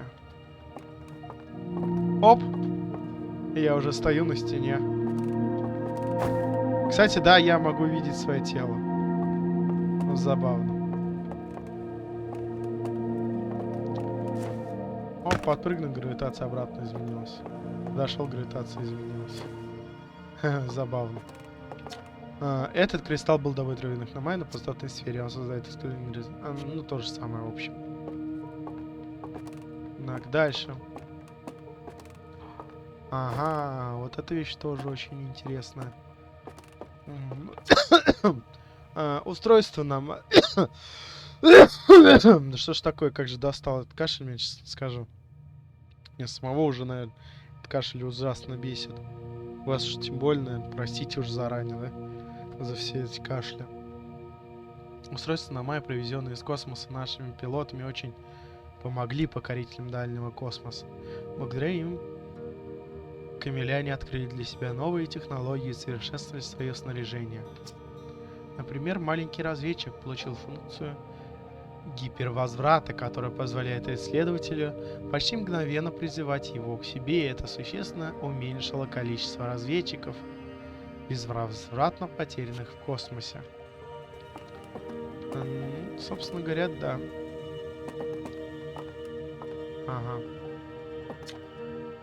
Здесь вы можете увидеть фрагменты скелета Намая. Судя по найденным черепам, у них были рога. И, как ни странно, всего 3 глаза. Но тело Намая было приспособлено исключительно к жизни на суше. Особенности анатомии Намай, такие как очень хрупкие кости, показывают, что на камельке не могли произойти от Намаи камеляне. Неизвестно, откуда пришли Намаи и куда они исчезли. Возможно, исследования нашей Солнечной системы помогут пролить его свет на эту тайну. Помогут, определенно. Все мы узнаем. Намаи создавали не только дома, но и предметы искусства. Эта декоративная керамика была обнаружена на пустотной сфере. Произведения искусства, созданные Намаи, знакомят нас со старинными животными, неведомыми небесными телами и другими объектами, которых нет в нашей Солнечной системе. Я, кстати, вот не понимаю единственное, что... То есть, для планеты они отдельно название придумали. Для спутника нашей планеты тоже. То есть, если наша планета, например, Земля называется, их планета называется Камелек. Если наш спутник называется вот Луна, их спутник называется... собственно говоря, как он называется? Только что помнил, взял секунду просто, хоп, и забыл. Камелек и... Терракон, вот. То почему они не придумали другое название для звезды? То есть нашу звезду мы называем Солнце. Почему они не придумали здесь название для звезды ихней? Я не понимаю.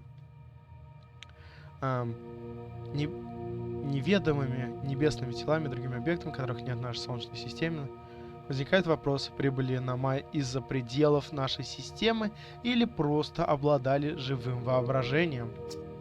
Всегда ли Намаи жили в нашей Солнечной системе или они прилетели к нам с других звезд и планет? Если так, что привело их сюда? Остается надеяться, что ответ на эти вопросы дадут новые ксеноархеологические экспедиции.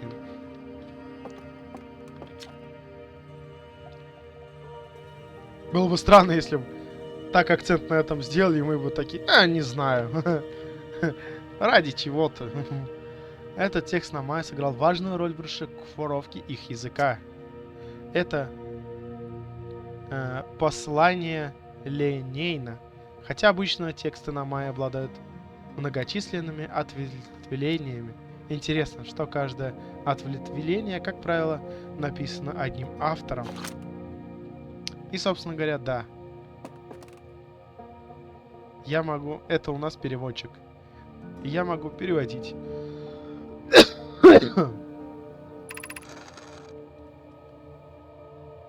Кассава. Осталось недолго. Мы с Асмундой закончили строительство. А настройка, по ее словам, не займет много времени. Асмунда. Все благодаря тому, что у Террикона нет атмосферы.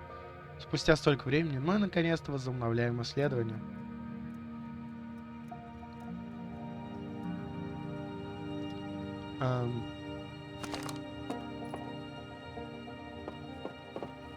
И этот значок тоже очень важный и значимый, так сказать.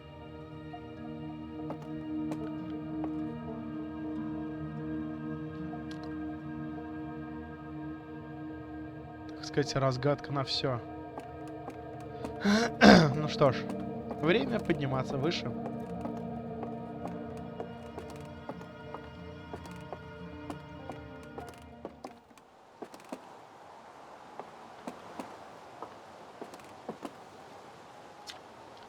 Роговик. Наблюдение.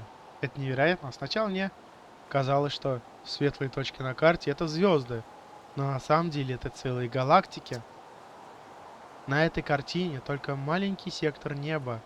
А значит, что во Вселенной В тысячу раз больше галактик, чем мы думали. Мне надо присесть. Очень странно. Мои расчеты красного смещения показывают, что все эти галактики отдаляются от нас. Причем, чем дальше галактика, тем быстрее она отдаляется. Как будто вся Вселенная расширяется. Если это так, значит. Раньше все во Вселенной было ближе друг к другу.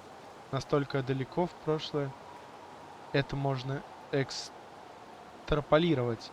Было ли у Вселенной начало?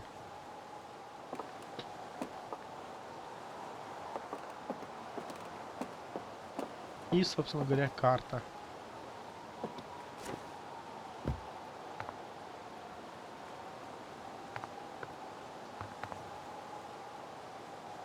Карта довольно интересная.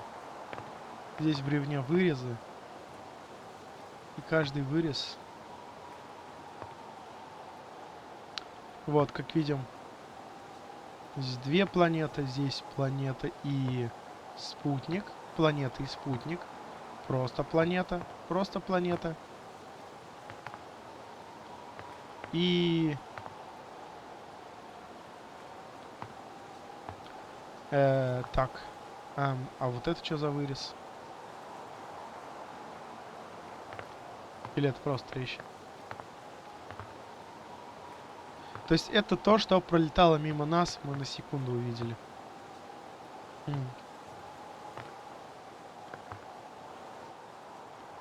Так, и, собственно говоря, так, давайте посмотрим.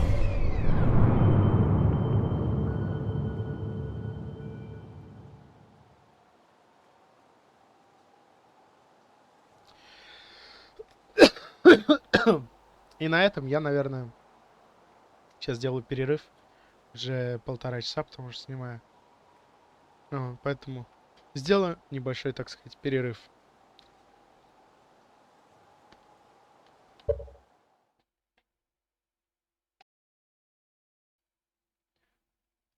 Я вернулся.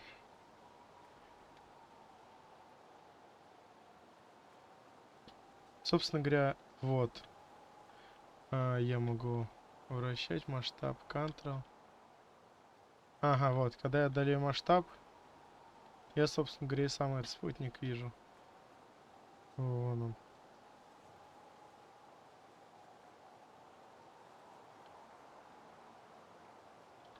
Собственно говоря, ближе я его могу увидеть лишь тогда, когда он где-то здесь пройдет.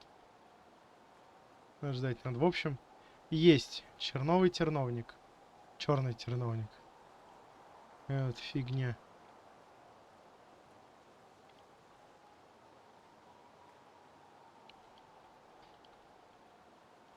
Так. Пустотная сфера.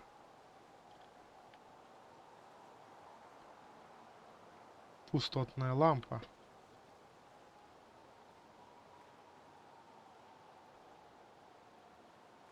Вы какой-то спутник небольшой. Пучина гиганта.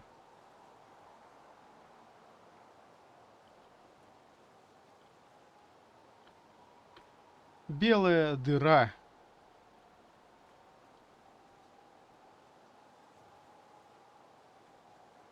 Да, на пучине гиганта сломанная фигня вращается, которую мы вначале видели. Что-то его сломало.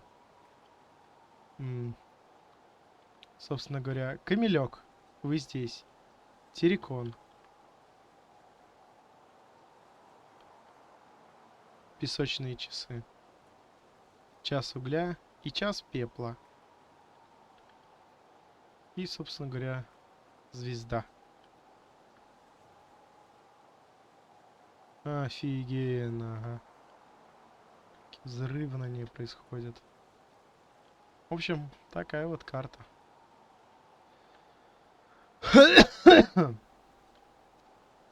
О! Кстати, даже на эти карты можно разглядеть вот это. Можно... Оп! И она исчезла. О! Она около камелька. Только вся проблема в том, что если я выйду, она пропадет. И она также находится везде одновременно. Только когда я смотрю в одну точку, она там и появляется. Да, у нее немного другая орбита.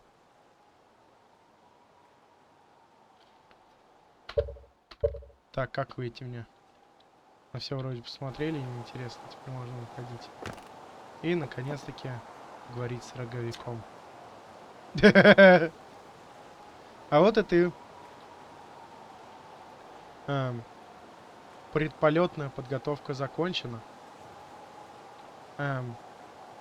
Погода благоприятная. Пора отправлять тебя в космос.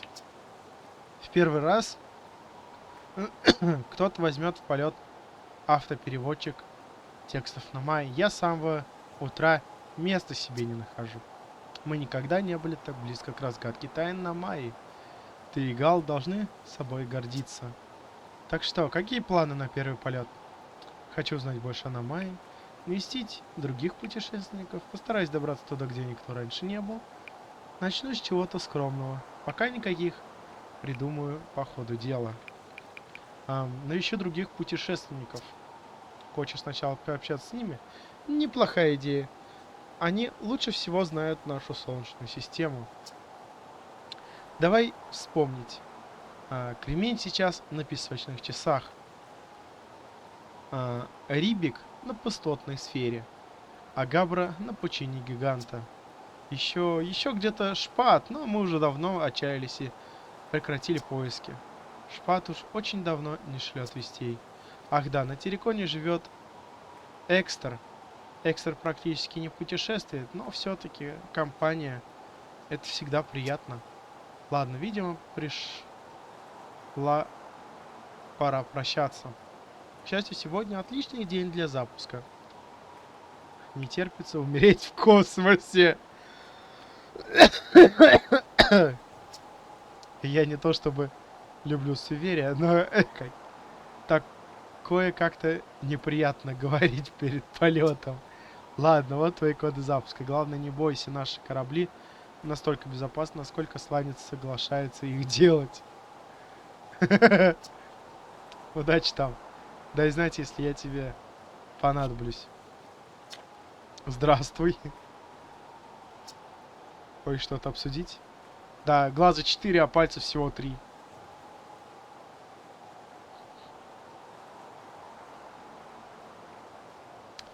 Ну, вообще, в идеале действительно 3 глаза, 6 пальцев и 4 руки. Да, и вот большие уши. Как у животных, типа кошек, там вот эти. У них же уши большие, чтобы лучше слышать. И... Нет, лучше у сов, вроде. У сов, у них... Блин, у меня даже башка уже болит от постоянного кашля. У сов же у них уши на разной высоте находятся. Вот у них вообще самые лучшие уши. А самые лучшие глаза у раков-богомолов, если не ошибаюсь. Потому что у них сетчатое строение глаз, и помимо этого еще различный спектр. Типа инфракрасный, что-то такое. Вот. Поэтому да. Собрать такого гибрида идеального какой-нибудь. Ноги, чтобы были тоже как вот эти задние лапы у животных, такие. Типа вот как на цыпочках стоишь, что-то такое. Такой вот идеальный человек. Реальное существо. Крылья, да. Ладно, так, что хочется для остальных, чем славится Шпат? Мы вместе создали программу покорителей дальнего космоса. Я, Шпат, наш инструктор по полетам Жила и инженер Сланец. Да, Жила, получается, инструктор по полетам, который как раз все-таки в пещере, да, была с одним глазом-то подбитым. У меня было много работы в центре управления полетами, а потом в музее. Так что я и Шпат не часто работали вместе. Сланец и Жила могут рассказать побольше моего. Но точно могу сказать, что Шпат не знает слова страх. Просто ничего не боится. То, что конструирует Сланец, все отказались испытывать, но только не Шпат. При таком бесстрашии дожить до эры космических полетов — настоящее чудо. В общем, Шпат из тех, кто летает на всем, чем можно, и везде, где можно. А сейчас Шпат просто не выходит на связь. Никто не знает, что произошло. Может, Шпат уже давно не в мире живых. Вот. Его считают умершим, хотя вот эта фигня как... Все время забываю, как эта фигня-то называется. Но всего есть, так сказать, два инструмента с невыносимыми звуками. Это волынка и вот эта фигня, которую я все время забываю, как называется. Что-то типа губная гармонь. Гармошка. Ну, то есть, есть вообще ручная гармошка, да? А есть губная. Секундочку. Ты такие звуки даешь?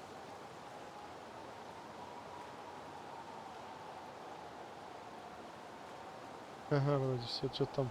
Вот так что-то было. Ладно. А сейчас Шпат просто не уходит на свет. Возможно, не уже в мире живых. Мы очень долго ждем. Хочет это обсудить? До встречи. Собственно говоря, да, Шпат очень бесстрашный, так сказать, действительно. Когда мы с ним встретимся, он даже расскажет, что случилось. Но мне в любом случае больше так Габро нравится.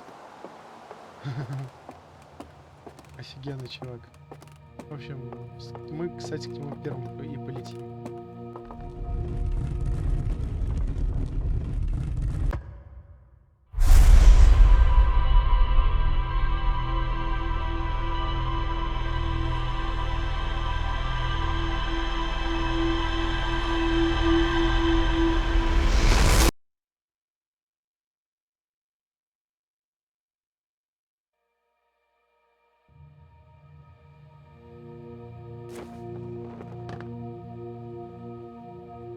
Коды запуска. Кстати, да, внизу теперь у меня есть коды запуска. Я такой типа, о нет, что случилось? Чего это такое?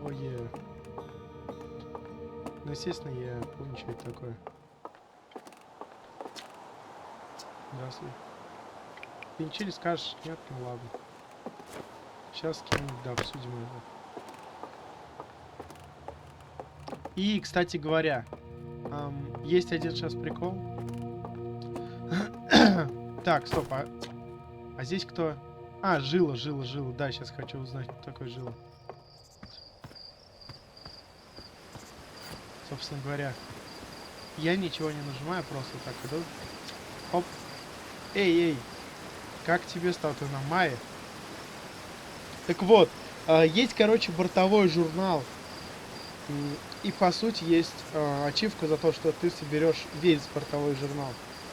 И прикол в том, что нужно вот с ним поговорить. Если ты выберешь один диалог, ты что-то добавишь себе в бортовой журнал. А если не поговоришь по-другому, то это не добавится тебе в бортовой журнал. И проблема в том, что на ачивку и на сюжет это никак не влияет. Но чисто для меня я хочу все-таки добавить это в бортовой журнал. И проблема в том, что я не помню, как с ним разговаривать, чтобы это добавилось в бортовой журнал. И ни в каких гайдах почему-то это не говорится. Просто говорится, что как бы показывается это и не уточняется, как с ним нужно говорить. То есть какое-то видео давно смотрел. Еще до DLC, очень давно. И я помню, что кто-то это уточнял. А вот как теперь это найти, я вообще не знаю. Просто ачивки, как бы они есть, типа, говорится, что вот ачивка, вот бортовой журнал, смотрите. Мы, или типа, вот я выполнил только что, весь заполнен женой. А вот конкретно по этому случаю почему-то не уточняют. Статуя открыла глаза и посмотрела на меня. Статуя светилась. Что происходит? Блин.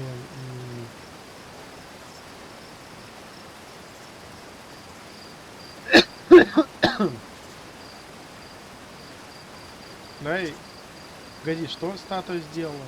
У нее открылись глаза, и она показала тебе твои воспоминания в окружении огней. У тебя что, галлюцинации? Слушай, не обижайся, но ты точно выдержишь полет? В медицинском смысле. Да ладно. Ничего особенного не случилось. С этой статуей точно что-то не так. Потому что ты говоришь, наверное, нет причин тебе не верить. И непонятно только, почему все это случилось с тобой. Роговик тебе подтвердит, что статуя ни разу не открывала глаза, несмотря на все ухищрения. Так что вряд ли получишь ответ от этой статуи, что в музее. Но Габра сейчас вроде как на пучине гиганта, не знаю точно, как он из островов. Можете поговорить о том, что случилось. С другой стороны, Габру это Габру. Скорее всего, самостоятельно ты узнаешь больше. Ох, теперь я действительно завидую, что ты летишь. Посмотри, может наш автопереводчик поможет тебе что-то узнать о статуе. Вот, возможно, если бы я сказал типа, ну ладно, и пошел бы, возможно, действительно ничего не добавилось. А поскольку я с ним все-таки заговорил, настоял на том, он вот что-то сказал, что типа, да, Габра что-то знает. И, возможно, это и добавилось. Но я не уверен. Вот. Теперь я действительно забит. Посмотри, может наш автопереводчик поможет тебе что-то узнать о статуе. Удачного полета. Что-то еще? Где на пучине гиганта можно найти Габру? Кажется, на одном из островов. Ты же помнишь, что Габра играет на флейте? Причем постоянно. Твой сигнал скоп наверняка засечет звук. Если увидишь Габру, передай привет. В музее взялась статуя на Майе. Пучине гиганта Габра получилось выловить ее из океана и привезти нам. Роговик пока ничего о ней не знает, только то, что она дико старая и очень прочная. Интересно, зачем на Майе ее создали. Габра сейчас на пучине гиганта. Кстати, хотя говорила, что некоторые статуи сломаны. Хотя и не очень прочные. То есть у нас больше знано, но там и правда найдутся ответы. Это, кстати говоря, узнаем попозже, почему они сломаны. Как она говорила, она действительно очень прочная, и почти ее невозможно сломать. Сломаются они сами по одной простой причине. Может, там и правда найдется. Так, что еще? Зачем на Майе сделали эту статую? Отличный вопрос. В общем, статуя из музея была на пучине гиганта. Так, Роговик говорит, что она сделана из того же странного камня, что и обломок статуи, у которой нас хранится. Он также лежал на песочных часах, если бы не кремень. Мы выяснили, что этот кремень может хранить информацию, и поэтому строили в части обломков компьютер твоего корабля. Не знаю, почему статуя вдруг открыла глаза, но может она также призвана хранить информацию. Собственно говоря, да.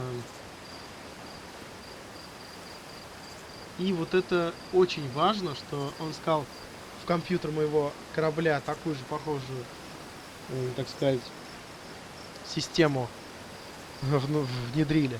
Поскольку, как я и сказал, это петля времени, каждый раз я буду возвращаться назад.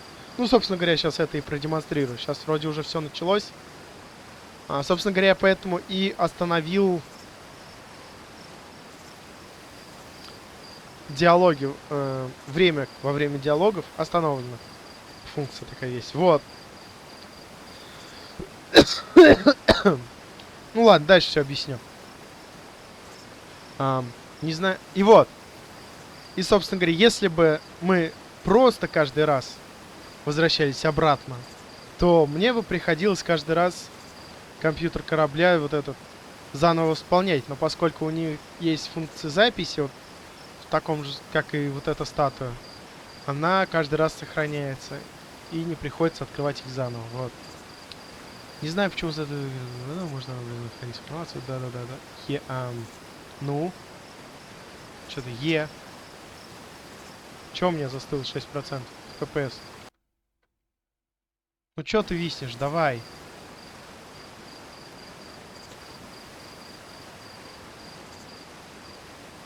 Ау! Ау!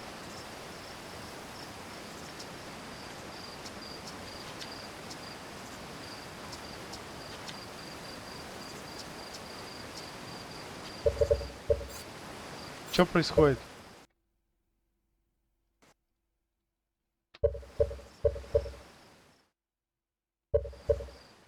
Эм, Почему все зависло? Короче, придется сейчас игру перезапускать.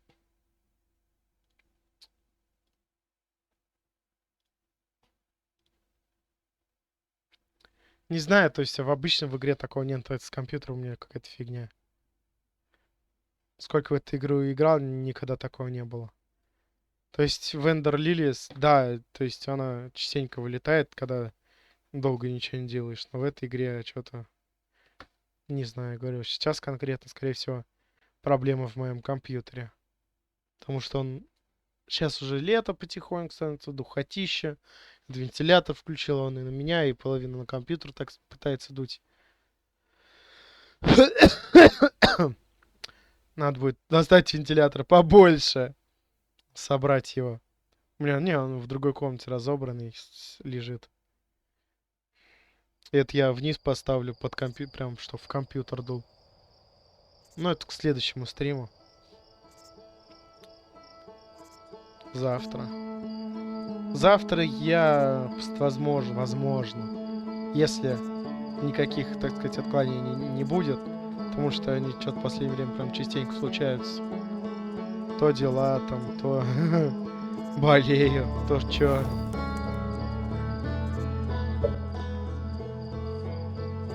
Да, ты мне уже говорил.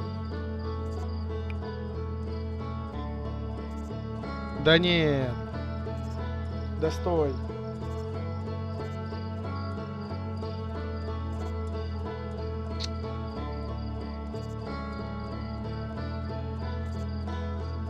Да в смысле новая экспедиция? А продолжить? Стой, я же уже записался. Я же сохранился там. Ну-ка.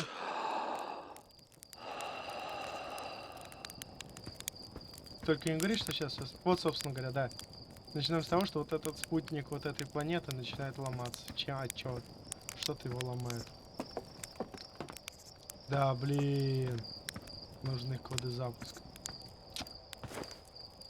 Серьезно, мне тупо сначала начинать?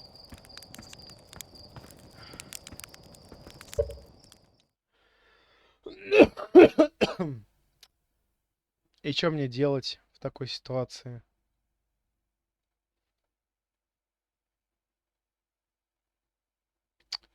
Два часа ведь уже стримлю. Собственно говоря, да, забыл переключиться.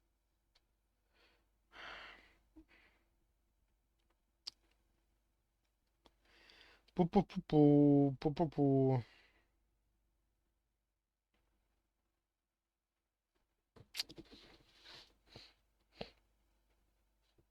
Честно, вообще 0 идей. То есть, либо мне вообще все заканчивать, то есть запись полностью заканчивать, стрим заканчивать, но потом на стриме заново начать все это проходить. Потому что 2 часа я сейчас, если заново все начну проходить, это займет примерно столько же. Либо, например, остановить тупо запись и дойти до того момента тупо на трансляцию. А на записи вот этого большого, долгого, полчасового, наверное, сейчас полчаса заново буду совсем разговаривать. Хотя, наверное, читать уже не могу. Ладно, да, давайте так и поступим. В общем, запись я остановлю. На Ютубе уже сейчас будет момент, как я вот сейчас здесь стою, и уже потом стою там, где я остановился. А на трансляции я сейчас заново все пробегу. Да, ладно, так и поступим. Так, я еще не дошел до тут, но я вспомнил, что Я сейчас просто запись запустил для тех, кто на стриме смотрит. Так вот, на запись, да, я хотел еще же в другом порядке.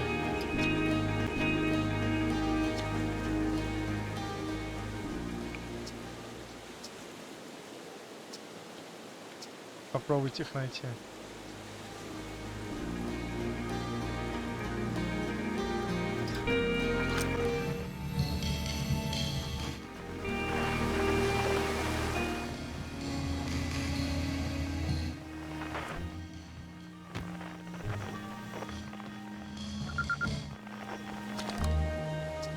Теплый сейчас мне найти.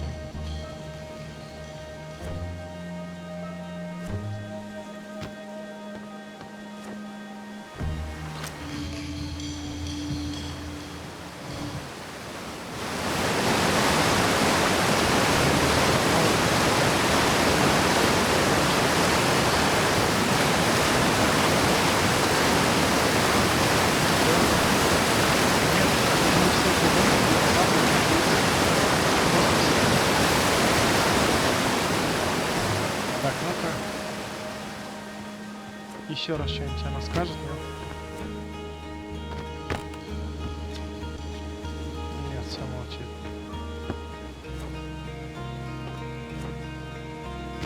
Да, все-таки лучше находить в порядке того, что первый и второй. Так, а еще я хотел тут же выбрать другой диалог.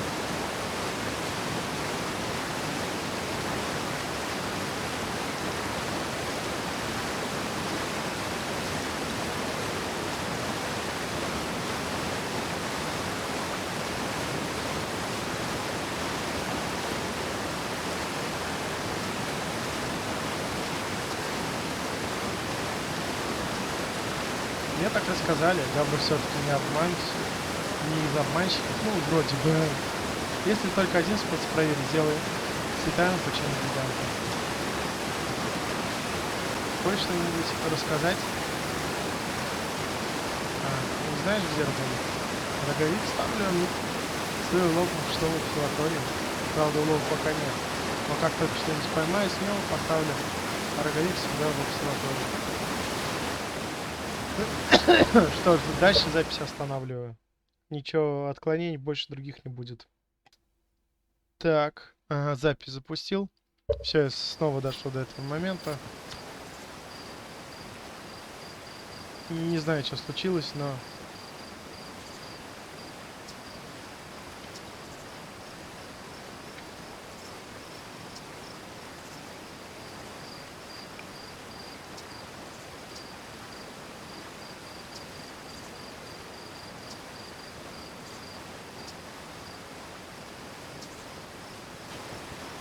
Ага.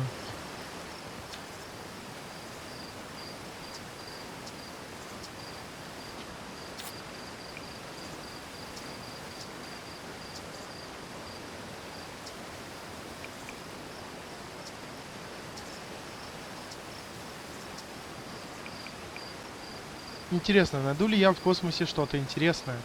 Как знать, вдруг именно у тебя получится разгадать тайны Намайи? Или, например, открыть новую породу камней? В общем, главное, чтобы в твою честь не назвали какое-нибудь спасательное оборудование.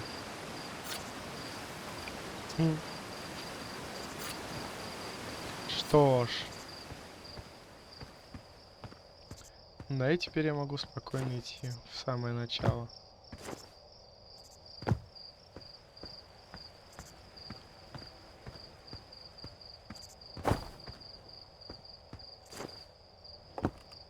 Бревна. Еще кто-то здесь есть. Тефра. Привет, что, отправляешься в полет? Отправляешься в полет и никогда уже не вернешься? Так, Шпат? Что? Звучит довольно жутко. Не переживай, я вернусь.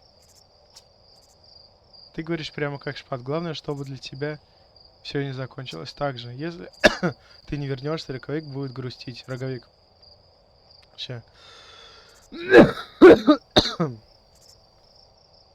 Так же, как грустит из-за того, что Шпат не возвращается. Так что, пожалуйста, не потеряйся в космосе. Привет, не забудь взять с собой побольше маршмеллоу. Я обожаю маршмеллоу.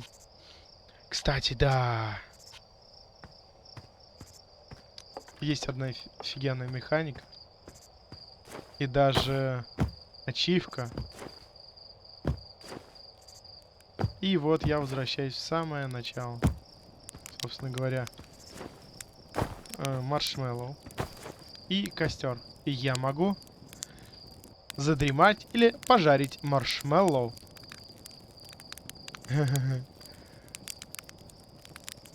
Джойстика. Оп.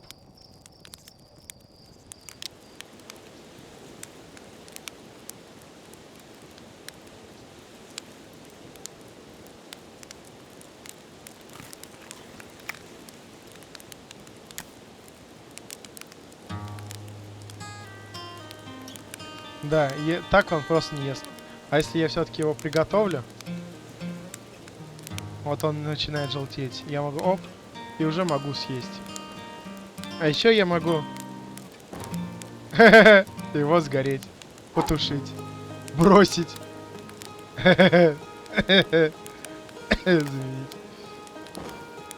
тушить, съесть. Уголь. Поел уголь.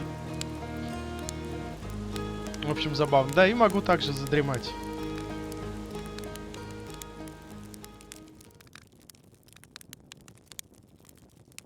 И уснуть. В один момент он просто проснется должен. По крайней мере.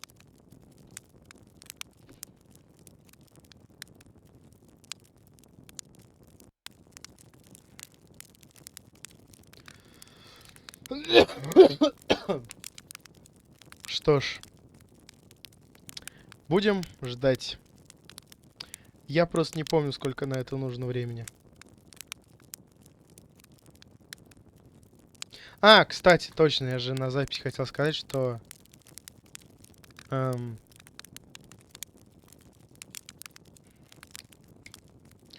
я хотел сказать на записи?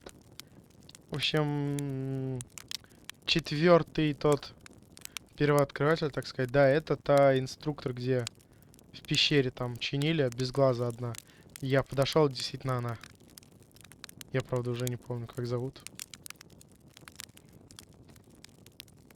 У меня плохая память на имена. И еще на числа, на даты всякие.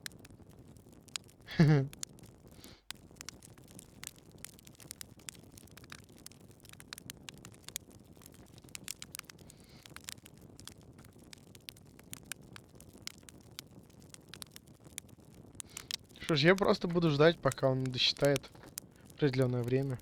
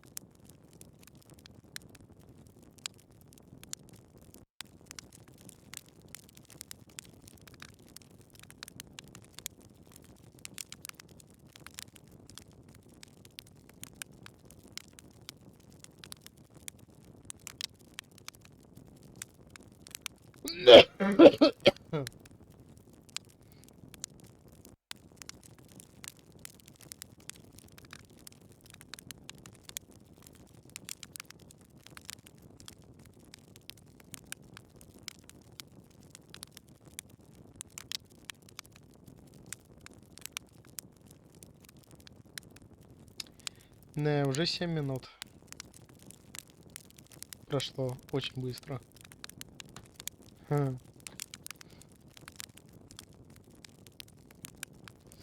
да, кстати, как я и говорил, уже трансляция сама идет 2 часа 30 минут, а запись только 2 часа.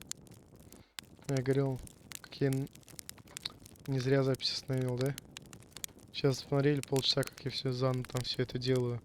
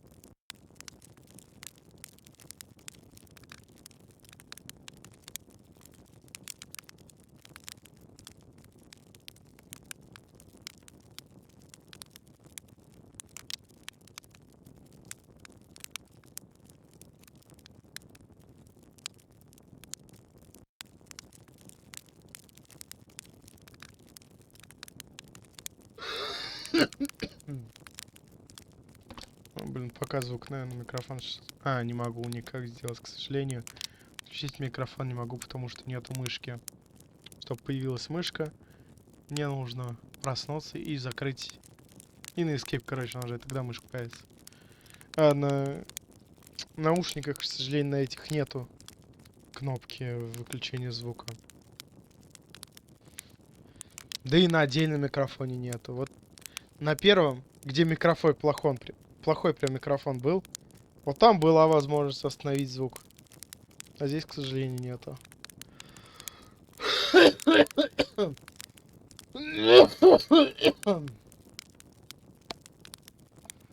Он можно только в приложении в этом OBS остановить звук, так сказать. Остановить, так сказать, поток звука.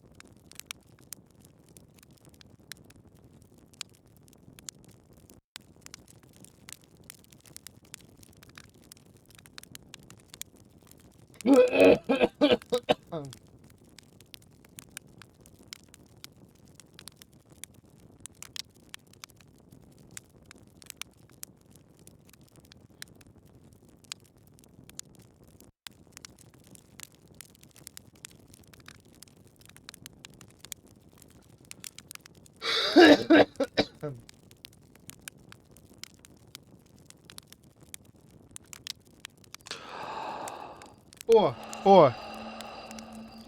Все, он сам проснулся, это значит...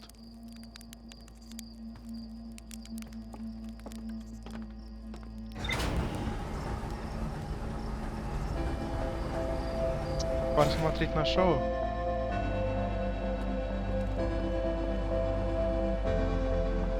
Где там у нас наше солнце-то?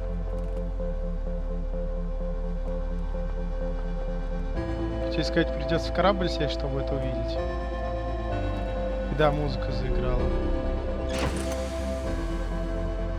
Ну, давай сейчас.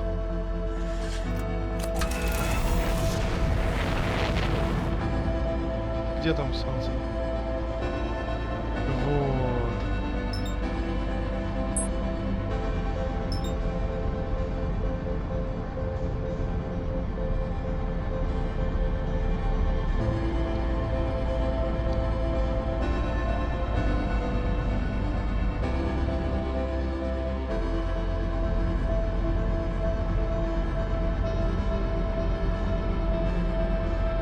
Да, стрелочки показывают, в какую сторону лучше лететь.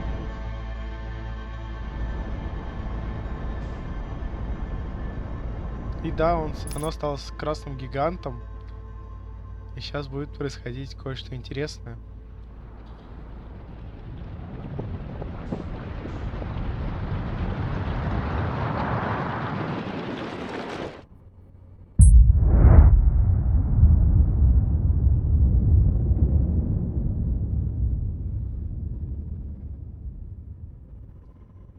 Она взрывается.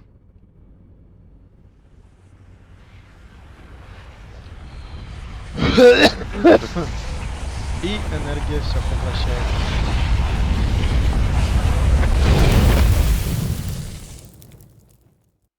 И... Собственно говоря, да. У меня вот этот значок, кстати, есть в Стиме железный. Вот, такой же эффект, как и при записи той статуи.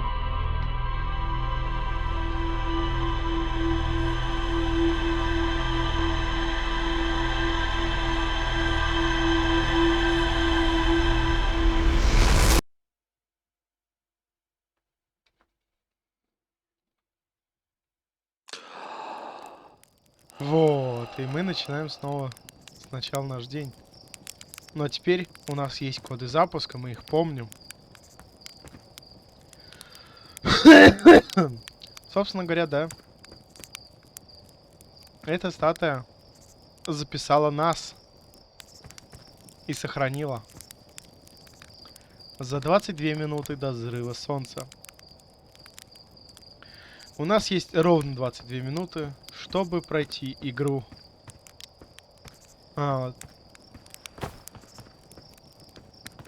Если не успеваем, солнце взрывается, мы возвращаемся в начало. Поэтому нам нужно летать по планетам, и изучать их, и узнать, как это предотвратить. Или что мы вообще сможем сделать.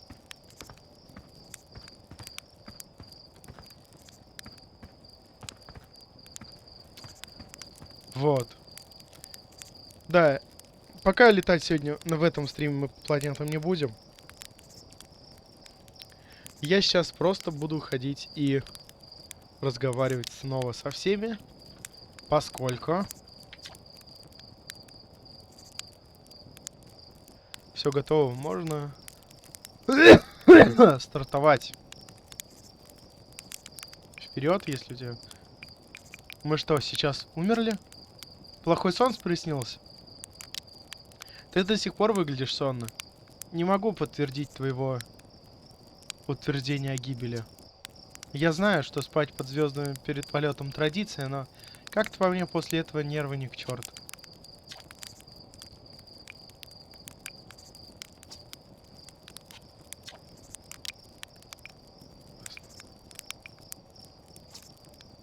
Вот. А еще я могу... Оп.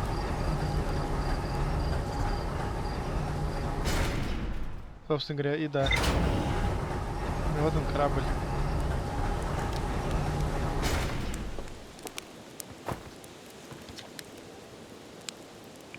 Ничего по этому поводу не скажешь? Что типа, что, откуда ты узнал коды запуска? Нет, ну ладно, ну-ка.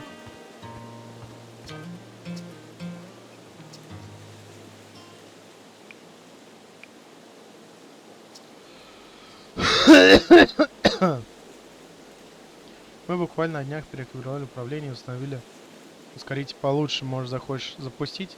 Слайнс говорит, что она прямо как настоящая, только пожара можно не бояться.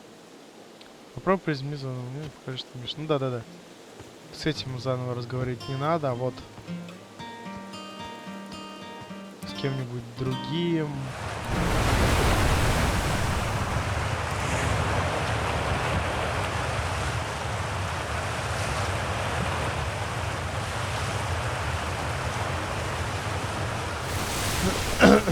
Более, так сказать, значимым. Ну-ка. О.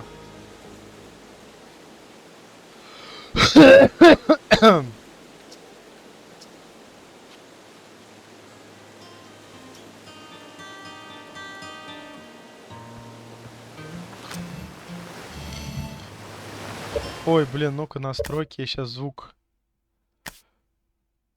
прям убавлю сильно. Потому что...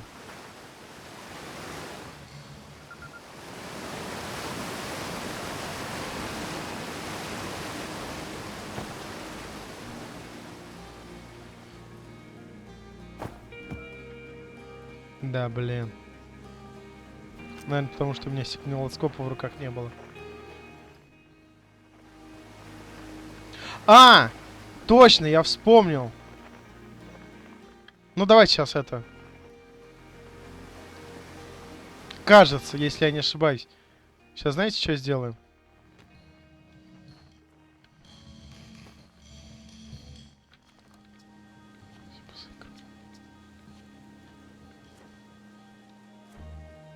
Ну-ка. Он что-нибудь по этому поводу скажет?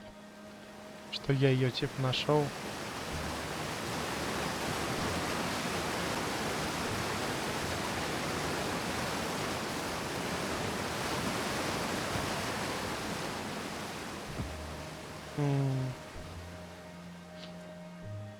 Точно, надо, наверное, скафандр надеть.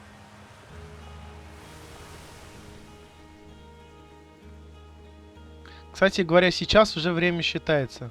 После такого, как меня записали, время начинает уже считаться. Каждые 22 минуты, поэтому... Сейчас времени просто так туда-сюда ходить уже нету.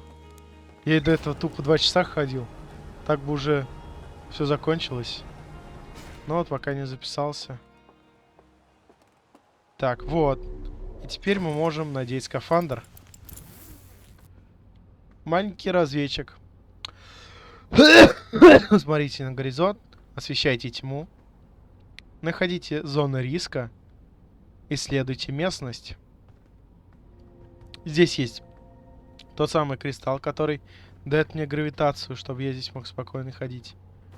Собственно говоря, карта космоса. Вот чужак, комета. Черный терновник. Пучина гиганта. Вот этот небольшой корабль. Квантовая луна. Пустая лампа. Пустотная сфера. Пустотная лампа. Камелек. Терекот. Песочные часы. Час угля и час пепла. И, собственно говоря, звезда. И еще здесь есть бортовой журнал. Есть такая вот...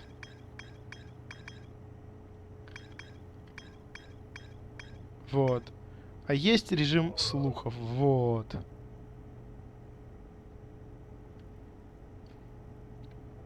Давайте, наверное, сейчас прочитать записи. Деревня. Единственное поселение камелян и главный источник взрывов на планете. Статуя Намайи без обсерватории открыл глаза и посмотрел на меня. Загорела странная огни. У меня перед глазами пронеслось все воспоминание. Гал говорит, что Сата никогда раньше не открывал глаза, несмотря на все старания, которые прилагает роговик. Пещера невесомости. В пещере в самом центре камелька покорители дикого космоса готовят космонавтов. Да, собственно говоря, я же ведь только начал, по сути. После того, как во время вернулся, я только начал. И пока что я технически не посещал, но запись уже у меня есть. Потому что здесь такая же технология, как и у Намайи, тоже сохраняется во всех временах, так сказать. В пещере в самом сердце камелька покорители дикого космоса готовят космонавтов.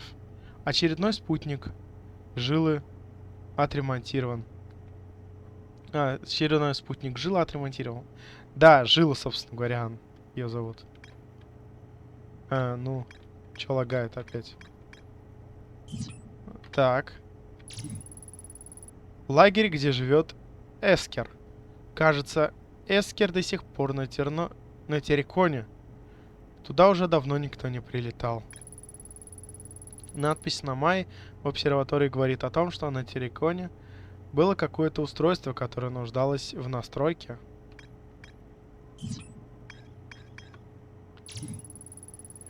Габро.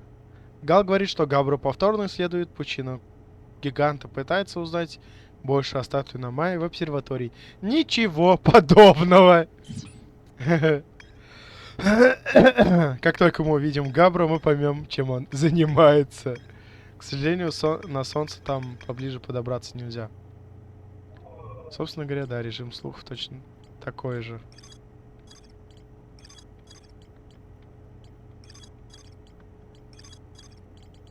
Да. Вот. Так, теперь возвращаемся. И идем обратно.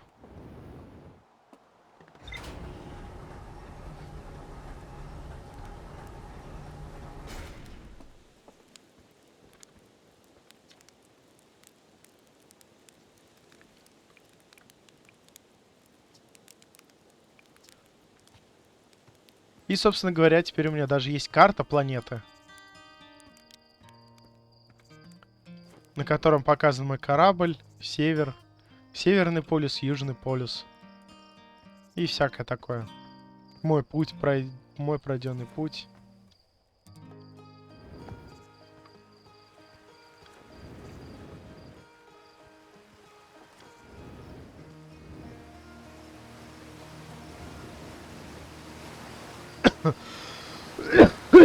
А, ну-ка, знаете, что я попробую еще?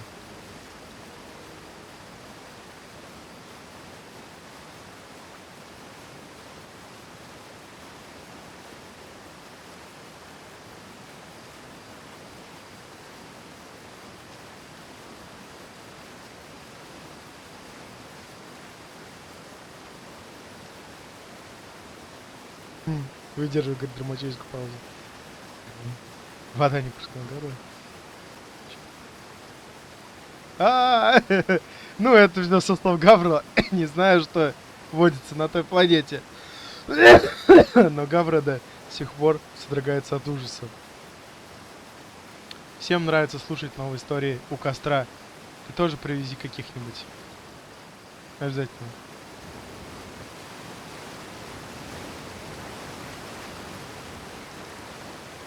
Да, у меня также есть топливо,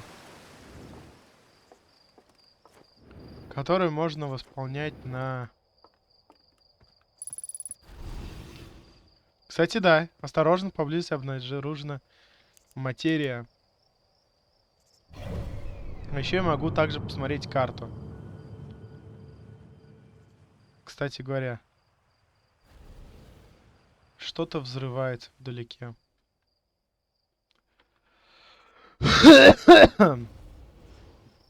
Так.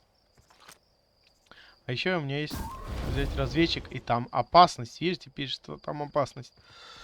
А еще он светится в темноте. Да.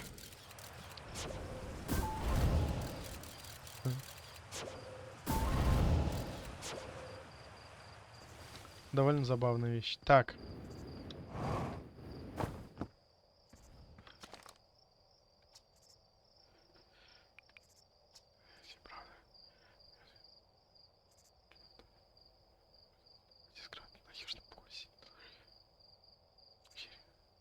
Так.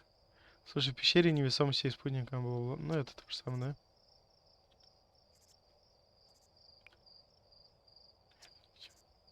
Сомневался.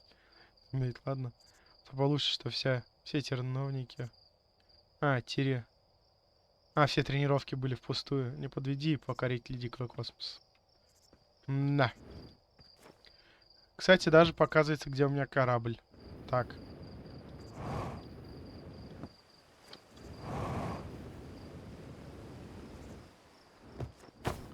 Ой, собственно говоря, теперь это отличается. Ну-ка.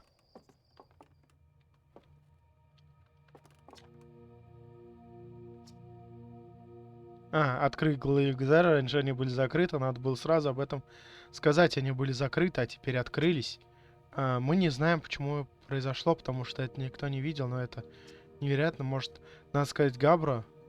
Рибик тоже, наверное, заинтересуется о бескрайнем космосе. Это так волнительно, что у меня живот разболелся. Точно, кстати, смотри. Угу. Эй, смотри, что ты открыл глаза, хотелось бы увидеть, как это произошло, да? Эх, мне тоже. Я до сих пор не понимаю, для чего нужна эта статуя. Хочешь что-то обсудить? Ясно.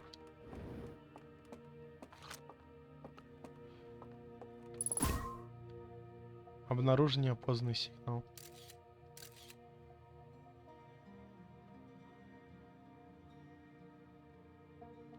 Ага. Ага.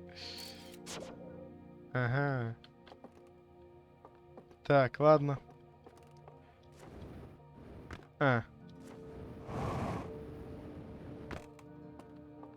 Здесь ничего не изменилось, да? Здесь я уже ничего не могу сделать.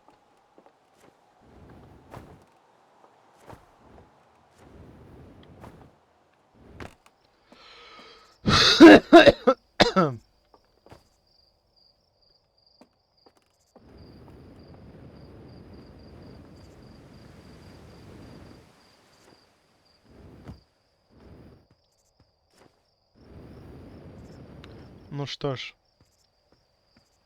Уже почти 3 часа идет трансляция. Так что сейчас дойду до корабля и буду заканчивать на этом.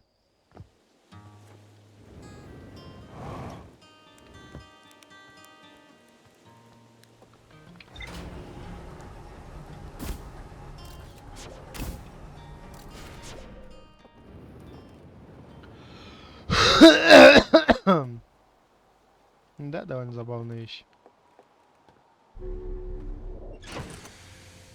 Так. Да, мне никто ничего не сказал почему-то. Типа, откуда ты знаешь коды доступа и всякое такое. Что ж, на этом мы, наверное, тогда закончим. Потому что дальше уже как бы смысла нет исследовать. Вот здесь, в принципе, 5 минут до 3 часов, а там это все исследовать да исследовать. Действительно очень интересно.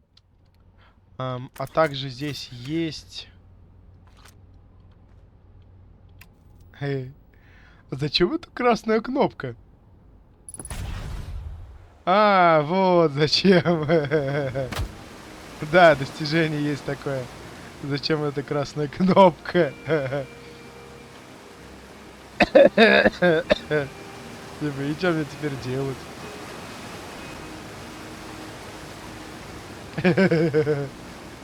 Ну как, посмотрели?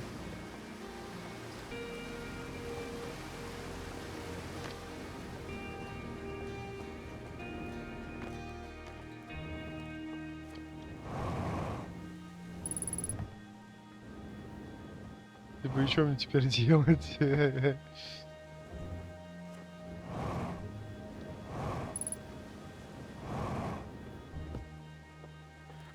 Не подскажете, что мне делать в случае разгерметизации?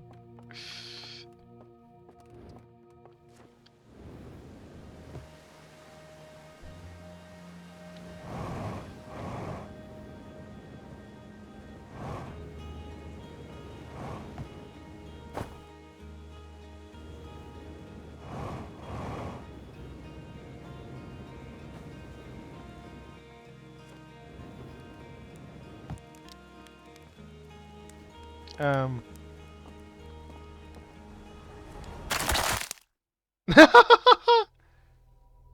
Что ж, теперь понятно, что мне делать в случае разгерметизации. Меня просто придает лифтом. Шикарно, чё?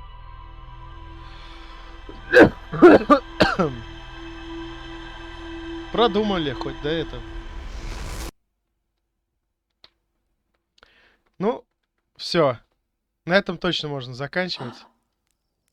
Да, кстати, моргнул и исчезла. Ладно.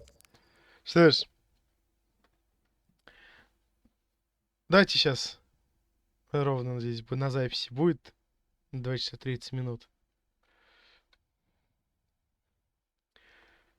И я попрощаюсь. Что ж, всем спасибо за просмотр. Ставьте лайки, подписывайтесь. Переходите на Трова, чтобы посмотреть стримы. На YouTube, чтобы также посмотреть записи. Что-то еще?